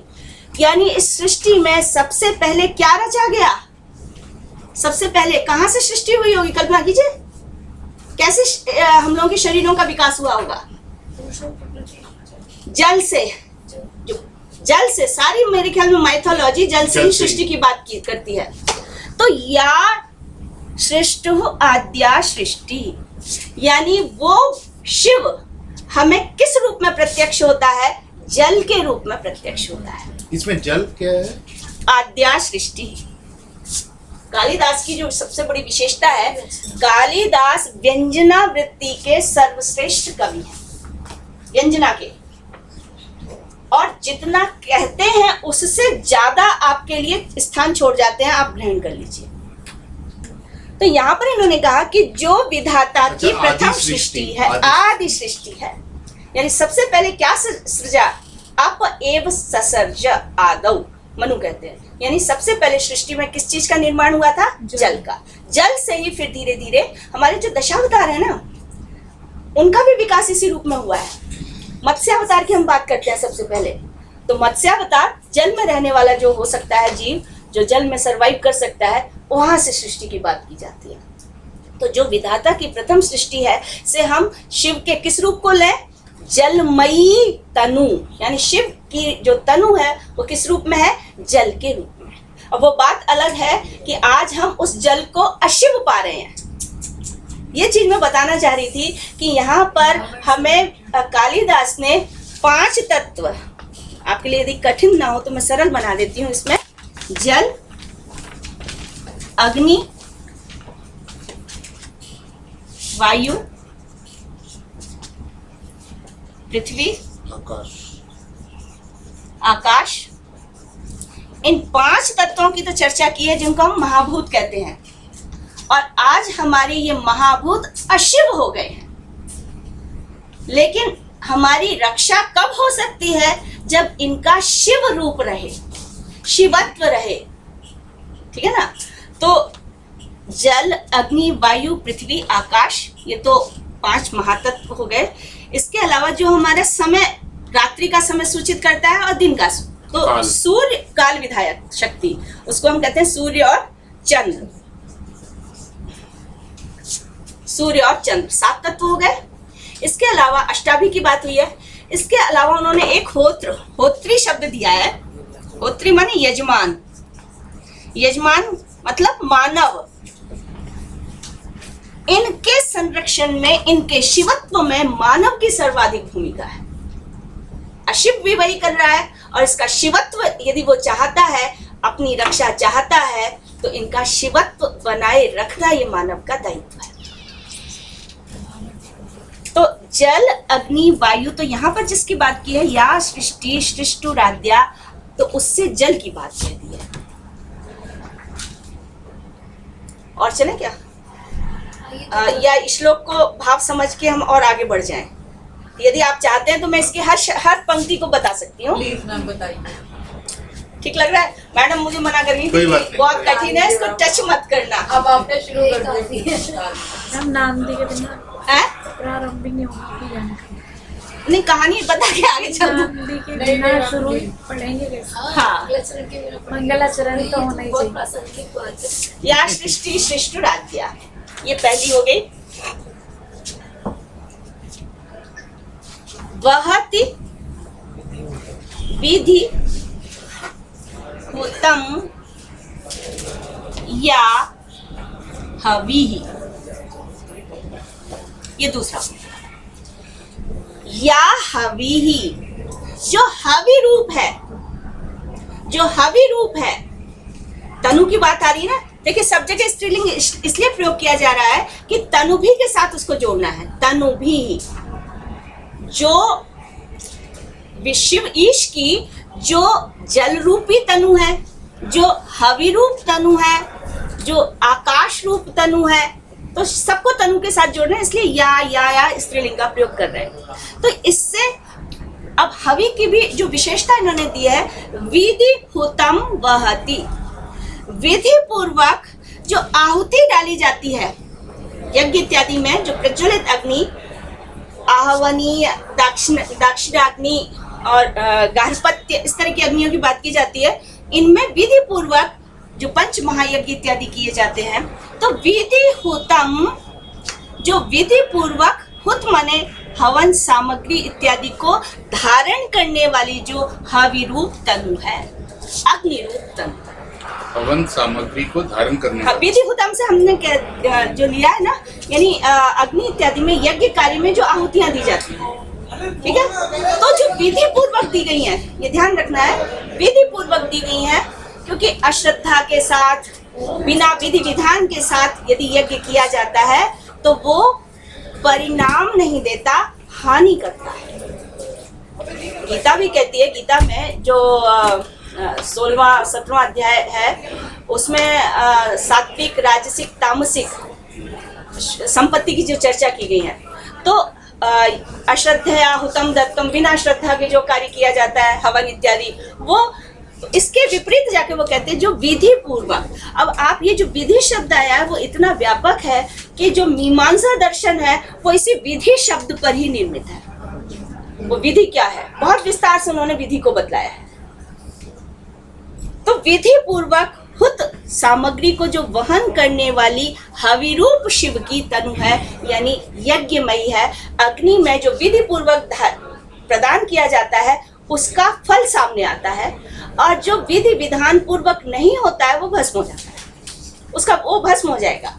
तो इसलिए वह विधि हुतम या हवि में इन्होंने हमारी यज्ञ परंपरा को स्मरण कर लिया है। सीधा सीधा अर्थ क्या हुआ इस पंक्ति? जो शिव की अग्नि रूप तनु है, जल के लिए है, ये जल के लिए है, ये अग्नि के लिए है। जो शिव की अग्नि रूप तनु है वह आपकी रक्षा करे, यानी सब चीज को, हाँ, जो विधाता की प्रथम सृष्टि शिव की जलमयी तनु है वह अवतु आपकी रक्षा करे। तो हमें हर शब्द को, जो भी हमारे तत्व आ रहे हैं उनको वह अवतु के साथ जोड़ना है। ऐसी शरीर वाली प्रत्यक्ष दृष्टि हम सब प्रतिदिन देखते हैं, इसको अग्नि को हम लोग प्रतिदिन साक्षात्कार करते हैं। तो इस रूप में जो शिव हमें प्रतिदिन दिखाई दे रहा है, ऐसा शिव आपका कल्याण करे, आपकी रक्षा करे। पर हम उसी को खराब करते जा रहे हैं। उसी को, वही तो है कि हम क्या कर रहे हैं, उसका उल्टा कर रहे हैं। आजकल इनका शिवत्व समाप्त कर रहे हैं। तो ये इनका शिवत्व यानी रक्षा इनके द्वारा तभी हो सकती है जब ये शिव रूप रहेंगे। तो इसलिए शिव रूप में ये प्रत्यक्ष दृष्ट होने चाहिए। ये मानव का होत्री जो शब्द आगे आ रहा है उसका दायित्व होता है। तो या बहति विधि हुतम या हवि, आगे तीसरा है या च होत्री। होत्री कहते हैं जो हवन करने वाला है। वैसे तो होता शब्द होता है, होता कहते हैं जो आहुति देने वाला है, उसका स्त्रीलिंग बनाना है क्योंकि तनु का विशेषण है ये, इसलिए उसको होत्री कर दिया है। तो जो हवन करने वाली यजमान रूप, उसको और हम अपने परंपरा में लोक में जो शब्द प्रयोग करते हैं, जो आहुति देने वाला है वही पुरोहित होता है। पुरोहित तो कहता है ऐसा करो, और दूसरा उसमें यजमान के लिए ही पुरोहित का जो है सत्ता है, उद्देश्य उसका वही रहता है। अपने लिए तो वो यजन करता नहीं है, यजमान के लिए करता है वो। तो इसलिए जो यजमान रूप शिव की तनु है, होत्री तनु यानी यजमान रूप जो शिव की तनु है, शरीर है, वो आपकी रक्षा करे। तो इससे यजनशील मानव को यजनशील रहना, यज्ञ निरंतर करते रहना, ये बात है। यज्ञ शब्द से तात्पर्य केवल अग्नि में आहुति मात्र देना नहीं है, बहुत व्यापक शब्द है। गीता कहती है कि इस सृष्टि में प्रत्येक प्राणी को ईश्वर ने यज्ञ सहित उत्पन्न किया है। सूर्य जो प्रकाशित हो रहा है वो यज्ञ है, नदियां जो बह रही हैं वो यज्ञ है, वायु जो चल रही है वह यज्ञ है। तो यज्ञ क्या है, आदान प्रदान की प्रक्रिया होती है। आप कुछ देते हैं, बदले में आपका भी ध्येय बनता है आप कुछ दें। तो ये लोक संग्रह है, यानी एक दूसरे का आदान प्रदान। या अभी जब ये तो नांदी है, इसी ट्रेडिशन में एक चीज और आती है नाटकों में, भरत वाक्य। सारे नाटक भरत वाक्य से समाप्त होते हैं। उस भरत वाक्य में भी कालिदास ने फिर से स्मरण करा दिया है, तव भवतु विडौजा प्राज्य वृष्टि प्रजासु त्वमपि वितत यज्ञ, यज्ञ की बात कर रहा है, त्वमपि वितत यज्ञो वज्रिणम प्रीणयस्व। आपस में एक दूसरे का हित करो, तुम यज्ञ करो, यज्ञ से प्राच्य वृष्टि प्रजासु, जिससे प्रजाओं में इंद्र प्रसन्न होकर वर्षा इत्यादि के माध्यम से समृद्धि करेगा। तो तुम यज्ञों के माध्यम से उसको प्रसन्न करो, वो वृष्टि के माध्यम से सस्य अनाज इत्यादि का संपादन करके प्रजा का हित करेगा। और इस प्रकार एक दूसरे के प्रति यज्ञ संपादन करते आप सैकड़ों वर्षों तक इसी प्रकार का आचरण करते हैं। तो इसका ये मतलब ही हुआ कि जल खराब मत करो, पेड़ मत काटो। बिल्कुल बिल्कुल बिल्कुल वही बात है कि मतलब इनका शिवत्व बना के रखना है। और यदि हम इनका उच्छेदन कर रहे हैं तो हम इनका जो कल्याणमय रूप है, मंगलमय रूप है, उस मंगलमय रूप को हम अशुद्ध कर रहे हैं, उसकी हानि कर रहे हैं। और आज यही हो रहा है। तो उसका प्रताड़ना है, उसका कोई शास्त्र ये बताता है कि ऐसा करने से ये पाप लगेगा। अब विधि निषेध का काम धर्मशास्त्र बताता है। वैसे नहीं, कि पाप ऐसा तो है। हाँ, पापाचरण की बात करते आपको हैं। लग रहा है फ्लड आ रहे हैं, साइक्लोन आ रहे हैं, उसका तय है कि कोई ऐसे शास्त्र में कि अगर वृक्ष काटा तो ये पाप लगेगा, ये भी बताया देखिए गया है? ज्यादातर है ना शास्त्रों में अर्थवाद है। अर्थवाद होता है किसी चीज की प्रशंसा करके किसी को उस काम में लगा देना।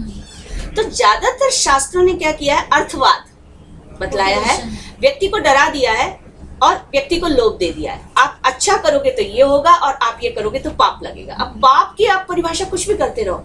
आज हम पाप पुण्य को नहीं मान रहे हैं, उसका परिणाम है कि हम जो मना किया गया है, जो निषेध है, दो ही चीजें होती हैं, तो विधि होती है, निषेध होता है। विधि माने करो और निषेध माने मत करो।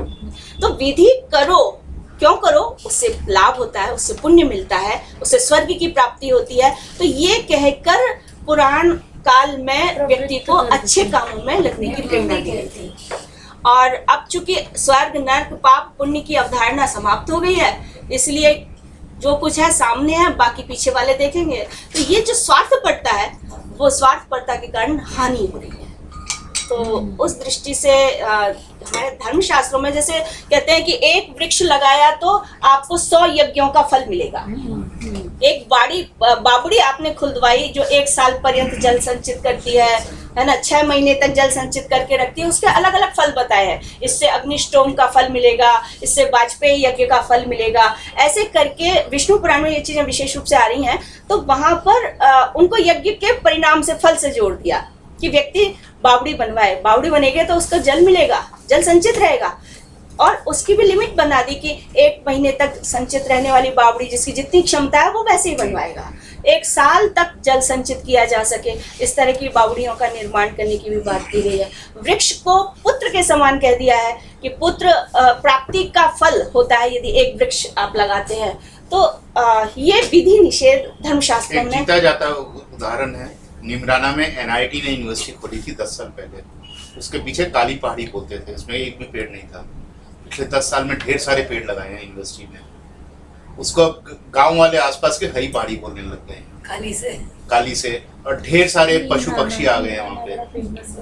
जी ठीक नहीं है, बिल्कुल। राजस्थान में तो क्लाइमेट चेंज हुआ है इससे तो काफी। उसके कारण उस एरिया में बारिश भी अब थोड़ी सी ज्यादा होने लगी। बिल्कुल जहाँ And this बारिश happened in नहीं 10 होती years. थी राजस्थान में, वो इलाके भी चूंकि वृक्षारोपण किया गया है, उस कारण से वहां पर बारिश अपेक्षाकृत जो लगभग सुनते थे कि 20 साल 25 साल पहले वहां सूखा ही रहता था, अब वहां बारिश हो रही है और अच्छी बारिश हो रही है। अब राजस्थान में बाढ़ भी आने लग गई है। और हर बच्चे को पेड़ लगाना पड़ता है जो ज्वाइन करता है वहाँ पे।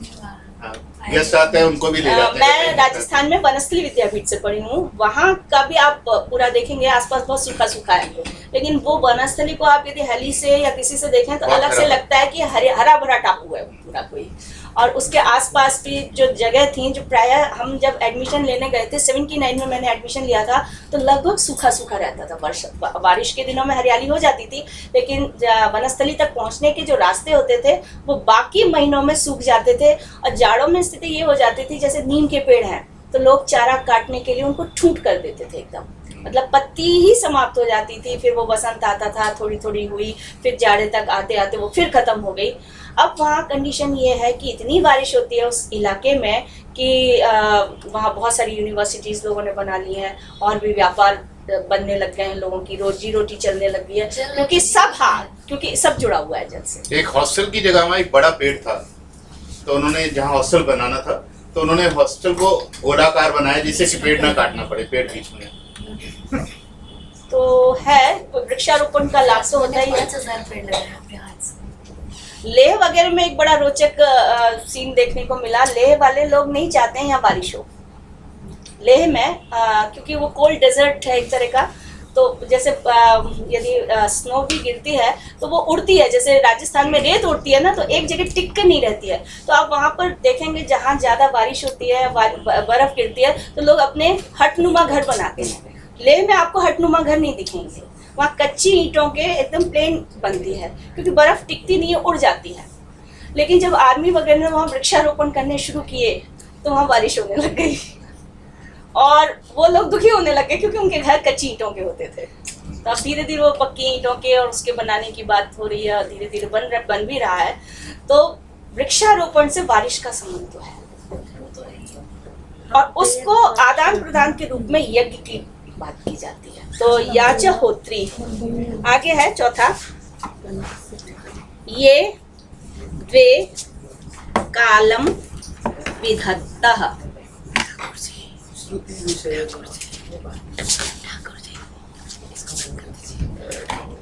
विधत्तः ये द्विवचन में है, द्वे स्त्रीलिंग।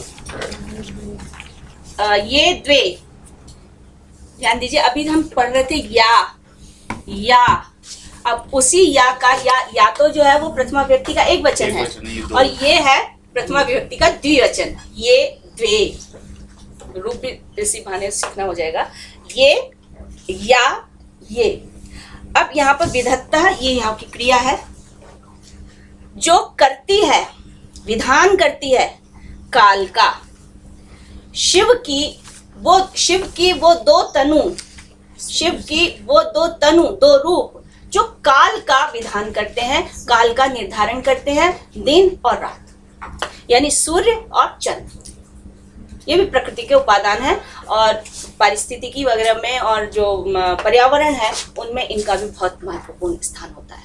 तो इसलिए ये द्वे कालम विधत्तः में जो चर्चा की गई है, शिव की सूर्य रूपी, सूर्यमयी और चंद्रमयी जो तनु है वह आपकी रक्षा करे। तो ये द्वे कालम विधत्तः। आगे है श्रुति विषय गुणा या स्थिता व्याप्य विश्वम, पूरा दे दिया है, व्याप्य विश्वम। या तनु के लिए ही है, जो व्याप्त करके, यहाँ पर ये प्रत्यय हम लोगों ने पिछले उसमें पढ़ा है, ल्यप प्रत्यय, व्याप्य, व्याप्त करके, कर इस अर्थ में आता है, पढ़कर, लिखकर। तो व्याप्त करके, किसको व्याप्त करके? संसार को व्याप्त करके, या जो संसार को व्याप्त करके श्रुति विषय गुणा स्थिता। श्रुति कहते हैं श्रवण, कान जो पंच इंद्रियां होती हैं उसमें श्रुति कान को कहते हैं, कर्णेंद्रिय। तो कर्णेंद्रिय का जो विषय है, कान का जो विषय है, ठीक है, शब्द, इसको क्या कहते हैं? शब्द। 5 इंद्रियां हैं, 5 इंद्रिय के 5 विषय हैं, शब्द, स्पर्श, रूप, रस, जिह्वा, गंध, ठीक है। तो श्रुति कान का विषय है शब्द, और वो शब्द गुण, जो आप तर्क शास्त्र भी पढ़ रहे हैं ना, तर्क शास्त्र में जो सप्त पदार्थ गिनाए जाएंगे, उसमें जो गुण है, उस गुण में ये 5 विषय आएंगे। हाँ, उसमें ये शब्द उसी में आता है, गुण के अंतर्गत शब्द आकाश का। इसलिए इसके माध्यम से अब आप खुद कल्पना कर सकते हैं कि शिव की कौन सी तनु की बात की जा रही है? आकाश। तो श्रुति विषय गुणा, श्रुति कान का विषय यानी शब्द रूप जो गुण है वो क्या है? सारे संसार में व्याप्त है। आकाश क्या है? सर्वत्र व्याप्त है। ऐसे कौन सा जगह है? हम स्पेस जो प्रयोग करते हैं वो आकाश के लिए है। तो जो शब्द यानी आकाश रूपी शिव की तनु है वह आपका कल्याण करे। आज के जमाने में, आज के समय में क्या है, अंतरिक्ष भी हमारा जो है वो प्रदूषित है। सारी गैसेस जो ऊपर जाती हैं, सैटेलाइट्स कितने छोड़े जा रहे हैं। तो मतलब प्रकृति जो पूरी है, प्रकृति के जो ये सारे रूप है, शिव के जो ये सारे रूप है वो अशिव रूप है। तो श्रुति विषय गुणा या स्थिता व्याप्य विश्वम। आगे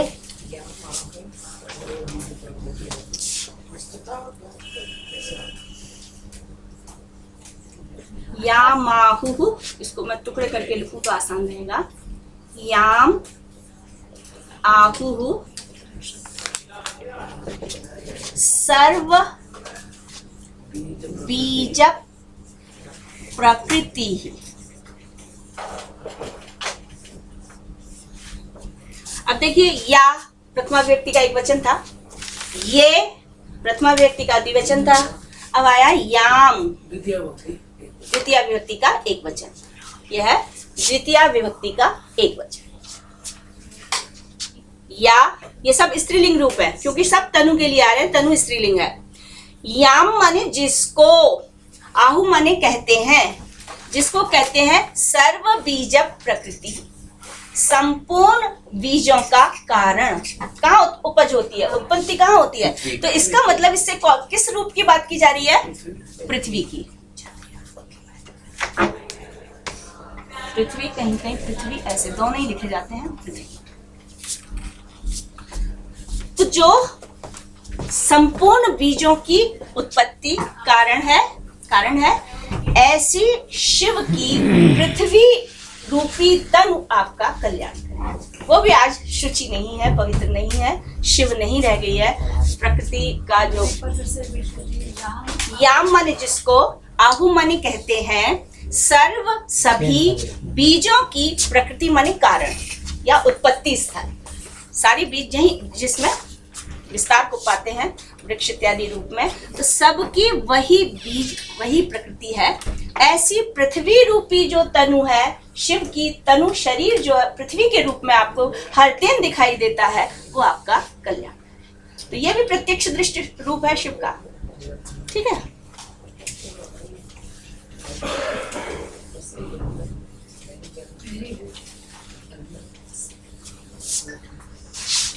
यया आगे सातवां, यया प्राणिनः प्राणवन्तः। प्राणिनः, प्राणी, प्राणी जीवित, मनुष्य, चराचर। तो प्राणिनः यया, अब देखिए आपके पास रूप कितने आ गए? या था प्रथमा विभक्ति का एक वचन, ये था प्रथमा विभक्ति का द्विवचन, याम ये है द्वितीय विभक्ति का एक वचन, अब ये आया है यया, ये है तृतीय विभक्ति का एक वचन। तो यया माने जिसके द्वारा, जिससे, प्राणी, प्राणी समूह प्राणवंतः, प्राण से युक्त है, सांस लेता है, जीवित है, किसके कारण? तो स्वाभाविक है कि वो शिव की कौन सी तनु हुई? वायुमयी या वायु रूपी। वायु रूप में प्रत्यक्ष दृष्ट शिव की तनु आपका कल्याण करे, यदि आपको वो शुद्ध मिलती हो तो। यदि वो शिव रूप है तो आपका कल्याण ही होगा, अन्यथा तो वो मन में सोच पॉल्यूशन मास्क लगा के चलना पड़ेगा। तो शिव इसमें प्योरनेस हो गई। बिल्कुल, शिव शुचि है, शिव पवित्र है, शिव प्योर है, मंगल है। शिव इसीलिए कहते हैं, शिव का मतलब यदि हम शाब्दिक अर्थ लें, शिव यानी कल्याण, तो कल्याण कारक है। शम, शंकर, शम कल्याणम, शम करोति, कल्याणम करोति शंकरः। तो शिव के जो रूप है, नाम है, वो प्रायः आपको विभत्स में मिलेंगे। अब कालिदास तो जहां से भी पढ़ना शुरू करेंगे तो बड़ा आनंद देता है। कुमार संभवम के पंचम सर्ग में न होंगे तो कालिदास ने 50 के करीब पर्यायवाची शिव के ले लिए हैं, और उनमें दो भाग हो गए हैं। एक पर्यायवाची पार्वती प्रयोग कर रही है, एक पर्यायवाची खुद शिव प्रयोग कर रहे हैं, जो ब्रह्मचारी के वेश में पार्वती की परीक्षा लेने के लिए आए हैं। वो कहते हैं कपाली, त्र्यंबक, विरूपाक्ष, दिगंबर, शब्द शिव के हैं। मतलब बहुत सारे पर्यायवाची ये सारे शिव प्रयोग करते हैं। पार्वती कहती है त्रिलोचन, त्रिलोचन, जगन निवास। दोनों का उद्देश्य अलग है। शिव पार्वती की परीक्षा ले रहे हैं क्योंकि तपस्या कर रही थी वो शिव को पाने के लिए। तो इसकी तपस्या कहाँ तक जो है पराकाष्ठा को पहुंची है, कितनी निष्ठा शिव में रखती है। शिव ऐसे ऐसे प्रयोग करते हैं कि जिससे शिव का विभत्स रूप सामने आए। इसलिए वेदों में भी शिव के दो रूप है, एक घोरा तनु, एक शिवा तनु। ये जो 8 रूप हम पढ़ रहे हैं वो शिव तनु है, शिवा तनु है। घोरा तनु इसका विपरीत हो जाता है और उसका घोर परिणाम सामने आता है। घोर परिणाम माने भयंकर परिणाम सामने आता है, जिसको रुद्र इत्यादि रौद्र रूप बात की जाती है। तो इस सारी सृष्टि को जो है वो शिव रूप देखते हुए उसके मंगलमय रूप की कामना, यही अभिष्ट होती है। उसका घोर रूप ना देखना पड़े, वो कामना होती है। तो ये कपाली क्या है? जो नरमुंड धारण करता है। शिव कहते हैं कि यदि तुम कपाली से विवाह करने की कामना करते हो तो कौन है संसार में जो शोक नहीं मनाएगा। दिगंबर उसके पास कितनी संपत्ति है, उसके दिगंबरत्व से ही पता चल जाता है। वस्त्र ही नहीं है उसके पास। बड़ा रोचक उसका प्रसंग है। गलती हो गई, मुझे लगता है कि शायद वो वाला अंश जो है वो आपके पाठ्यक्रम में रखना चाहिए था। विरूपाक्ष माने सबके तो दो आंख होती है, और कोई बच्चा घर में पैदा हो जाए जिसकी तीसरी आंख हो तो घर वाले क्या सोचेंगे? चिंतित ही होंगे। यानी विकृत रूप विरूपाक्ष। उसी को पार्वती कहती है त्रिलोचन।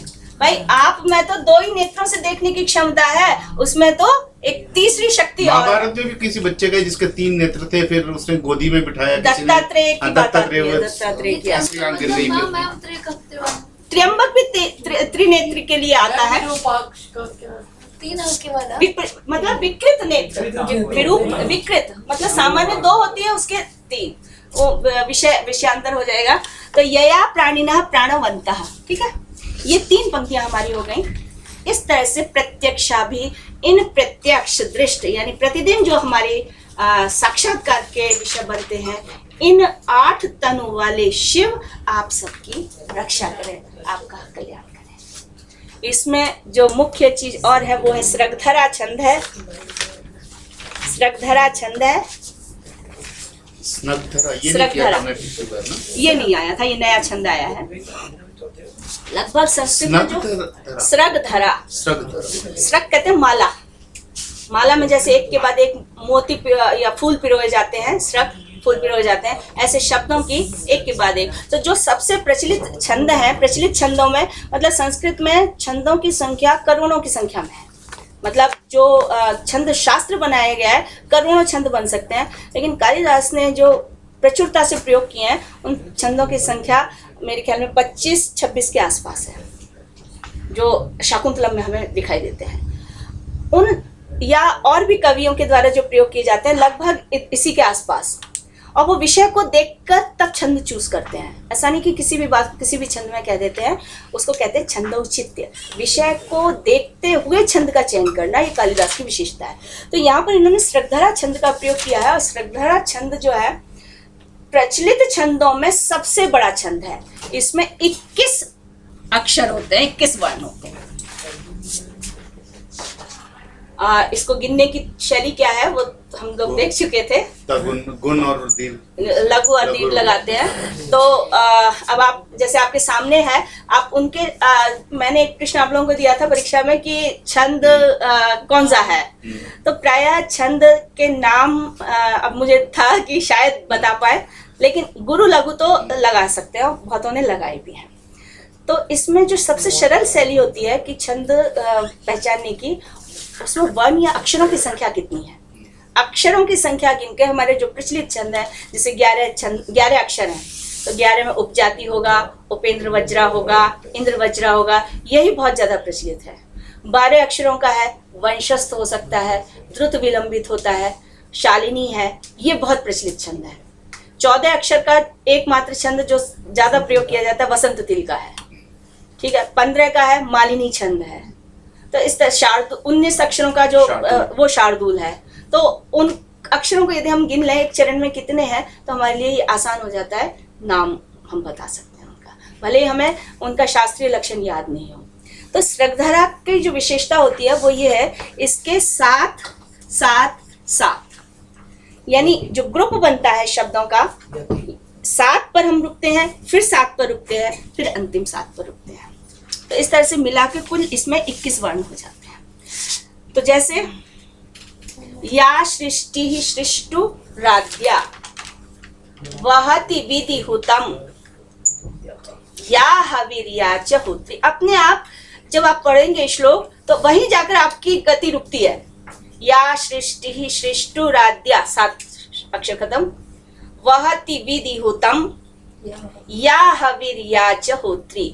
और यदि ऐसा नहीं हो पाता है, हमें लगता है कि शब्द हमें आगे जाके रुकना है, वहां छंदो दोष मान लिया जाता है, छंदो दोष हो जाता है वो। इसलिए इस तरह के पदों की संरचना कवि करते हैं कि जिन स्थानों पर रुकना है तो रुकना है, यति है गति है, उसी के अनुसार नामकरण भी ऐसे किए गए। शार्दूल विक्रीडित, शार्दूल कहते हैं शेर को, विक्रीडित यानी चेष्टा क्रीड़ा, जैसे शेर खेलता हुआ चलता है उसी तरह से वहां पर अक्षर खेलते हुए चलते हैं। तो यहाँ पर शब्दों की लंबी माला जैसी होती है, इसलिए इसको श्रद्धाला नाम दिया गया है। मुझे लगता है एक बार हम विश्राम देते हैं। अब इसको एक बार पूरा अर्थ हाँ, कंप्लीट अर्थ एक बार देख लेते हैं। अर्थ समझ तो आ गया, लेकिन सहजता से सीखो।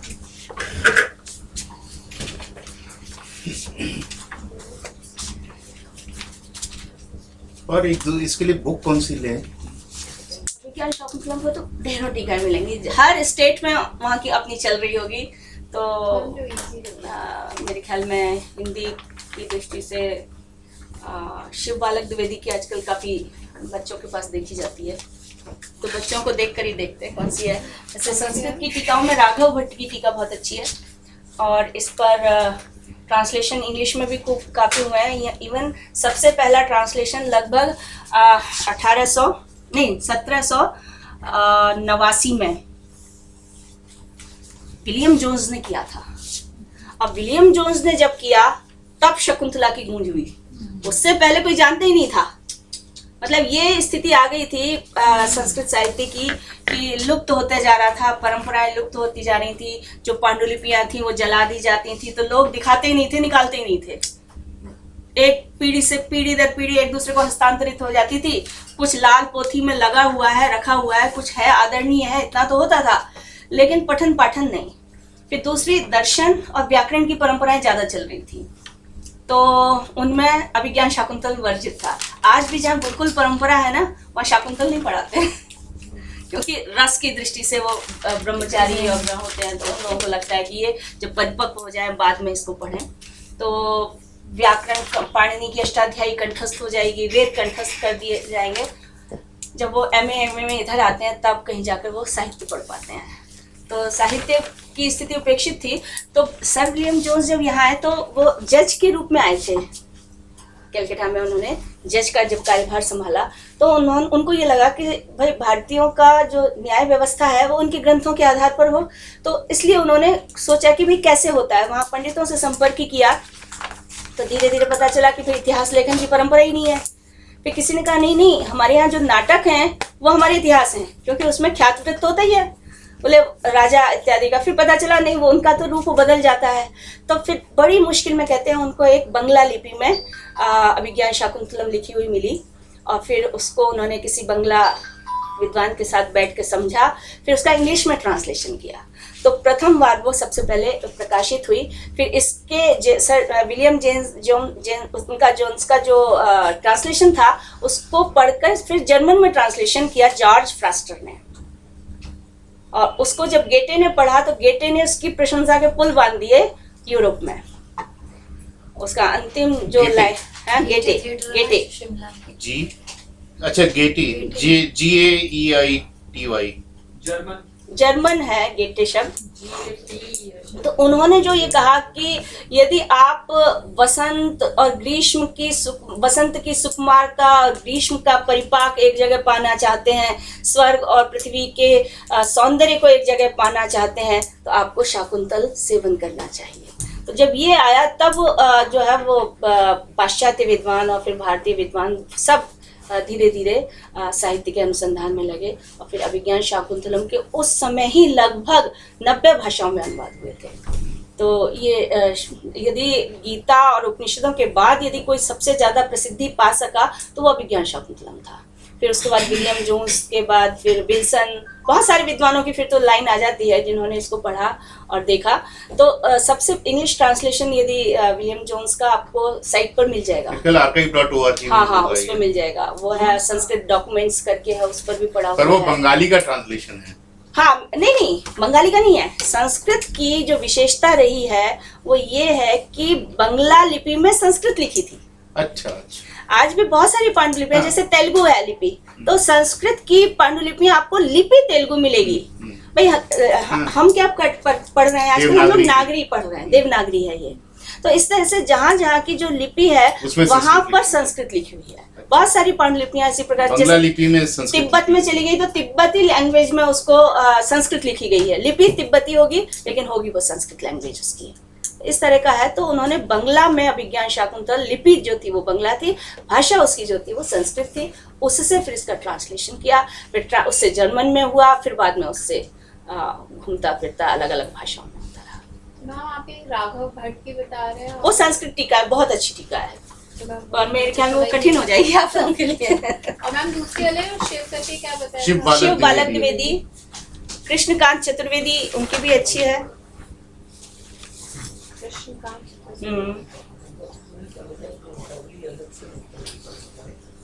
क्या होता है कृष्णकांत चतुर्वेदी। और चौखंबा पे चली जाए, वो एक से एक बढ़कर आपको दिखाते रहेंगे। सबसे बेसिक वाली का नाम बता दीजिए, like which I can interpret। नहीं, क्या शिव बालक द्विवेदी की आपको सही रहेगी, क्योंकि ऊपर संस्कृत लिखी मिलेगी और नीचे उसका हिंदी आपको लगभग मिल जाएगा। दूसरी बात, जब हम शाकुंतलम देखेंगे तो एक जो हम आजकल पढ़ रहे हैं उसमें संस्कृत में ही हम पूरा पढ़ते हैं, जबकि ऐसा नहीं है। अभिज्ञान शाकुंतलम प्योर संस्कृत में लिखा गया हो ऐसा नहीं है। ये चूंकि नाटक था, नाटक के लिए कहा जाता है जैसे लोक में भाषा जिस पात्र के द्वारा बोली जाती है उसको उसी रूप में ही नाटक में आनी चाहिए। तो वहाँ बहुत से कैरेक्टर ऐसे हैं जो संस्कृत में नहीं बोलते हैं, उनको प्राकृत बोला जाता है, प्राकृत भाषा में। तो कुछ जो अलग अलग क्षेत्र थे, अलग अलग क्षेत्रों की अलग अलग प्राकृत हुआ करती थी। जैसे शौरसेनी है, वो शूरसेन ब्रज और उसके आसपास के क्षेत्र की सबसे प्रचलित शौरसेनी प्राकृत थी। फिर महाराष्ट्री, विदर्भ क्षेत्र के आसपास की जो थी, मागधी, अर्ध मागधी। तो इस तरह से करके अलग अलग पात्रों की, तो जो स्त्री पात्र हैं वहां पर, उनकी जो भाषा है वो शौरसेनी प्राकृत है। विदूषक है और शेठ है, उनकी भाषा मागधी है। इस तरह से उसमें है। हम लोग जो पढ़ते हैं, चूंकि आजकल प्राकृत पढ़ाया नहीं जाता है पाठ्यक्रमों में, तो उसका जो संस्कृत वर्जन है हम लोग वो पढ़ते हैं और वही पढ़ाते हैं, ठीक है ना। लेकिन आपको किताब लिखी हुई जो मिलेगी उससे कंफ्यूज नहीं होना है, क्योंकि वो पात्रों की नेचुरल लैंग्वेज थी उस समय, और उनसे वही भाषा में बोली बुलवाई जाती थी। बालक है तो वो अपनी भाषा में बोलता है, तो प्रायः जो माता की भाषा होती है वो बालक अडेप्ट कर लेता है, इसलिए शौरसेनी उससे बुलवा लेते हैं। तो संस्कृत में इस तरह का प्रयोग था। तो मैं एक बार इसका अनुवाद कर देती हूँ।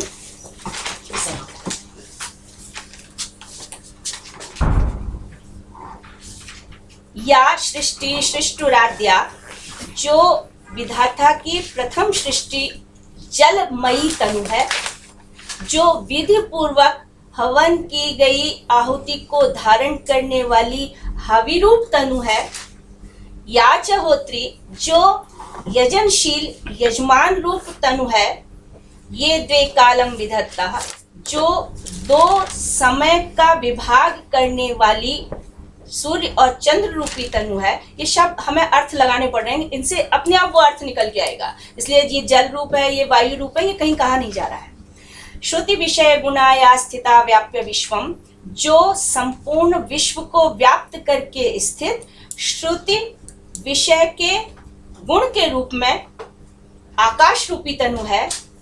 जिसको संपूर्ण बीजों की प्रकृति कहते हैं, ऐसी पृथ्वी रूपी तनु है। जिससे समस्त प्राणी प्राणवान होते हैं, इस रूप में जो वायु रूपी तनु है।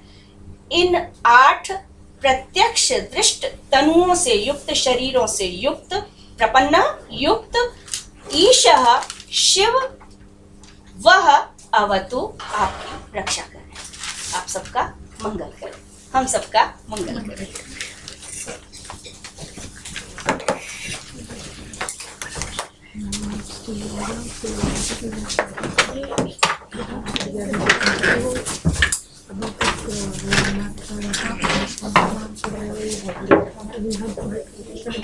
ओम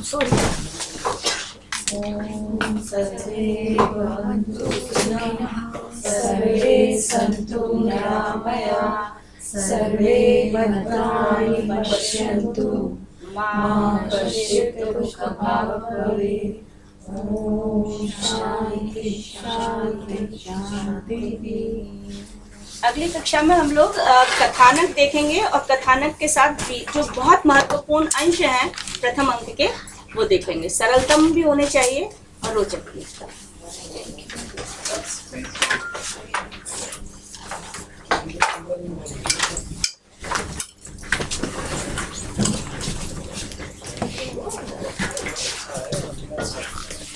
हाँ नहीं, अच्छा किया आपने पढ़ा दिया, बहुत अच्छा किया। मैं सोची थी कि ये और भरत वाक्य तो पूरा कराती हूँ। आदि और हम शिकायत नहीं कर रहे हैं।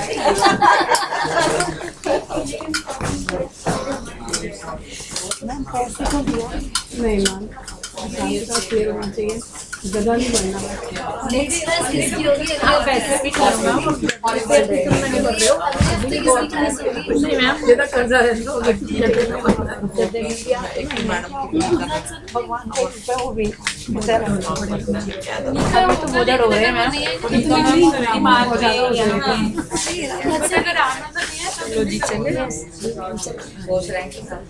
कैसे जाओगे आप? मेट्रो? मेट्रो आप मेट्रो से आए? कैसे आए मैम? वहाँ से सेंट्रल सेक्रेटरी उतरना है, सेंट्रल सेक्रेटरी से मंडी हाउस का metro station.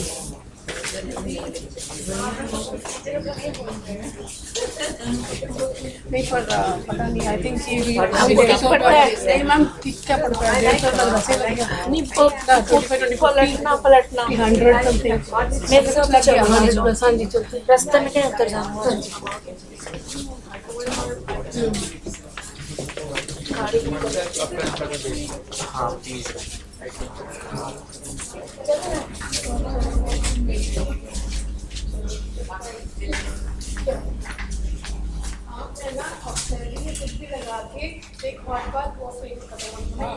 So just do it because Lata is saying na. Thank you.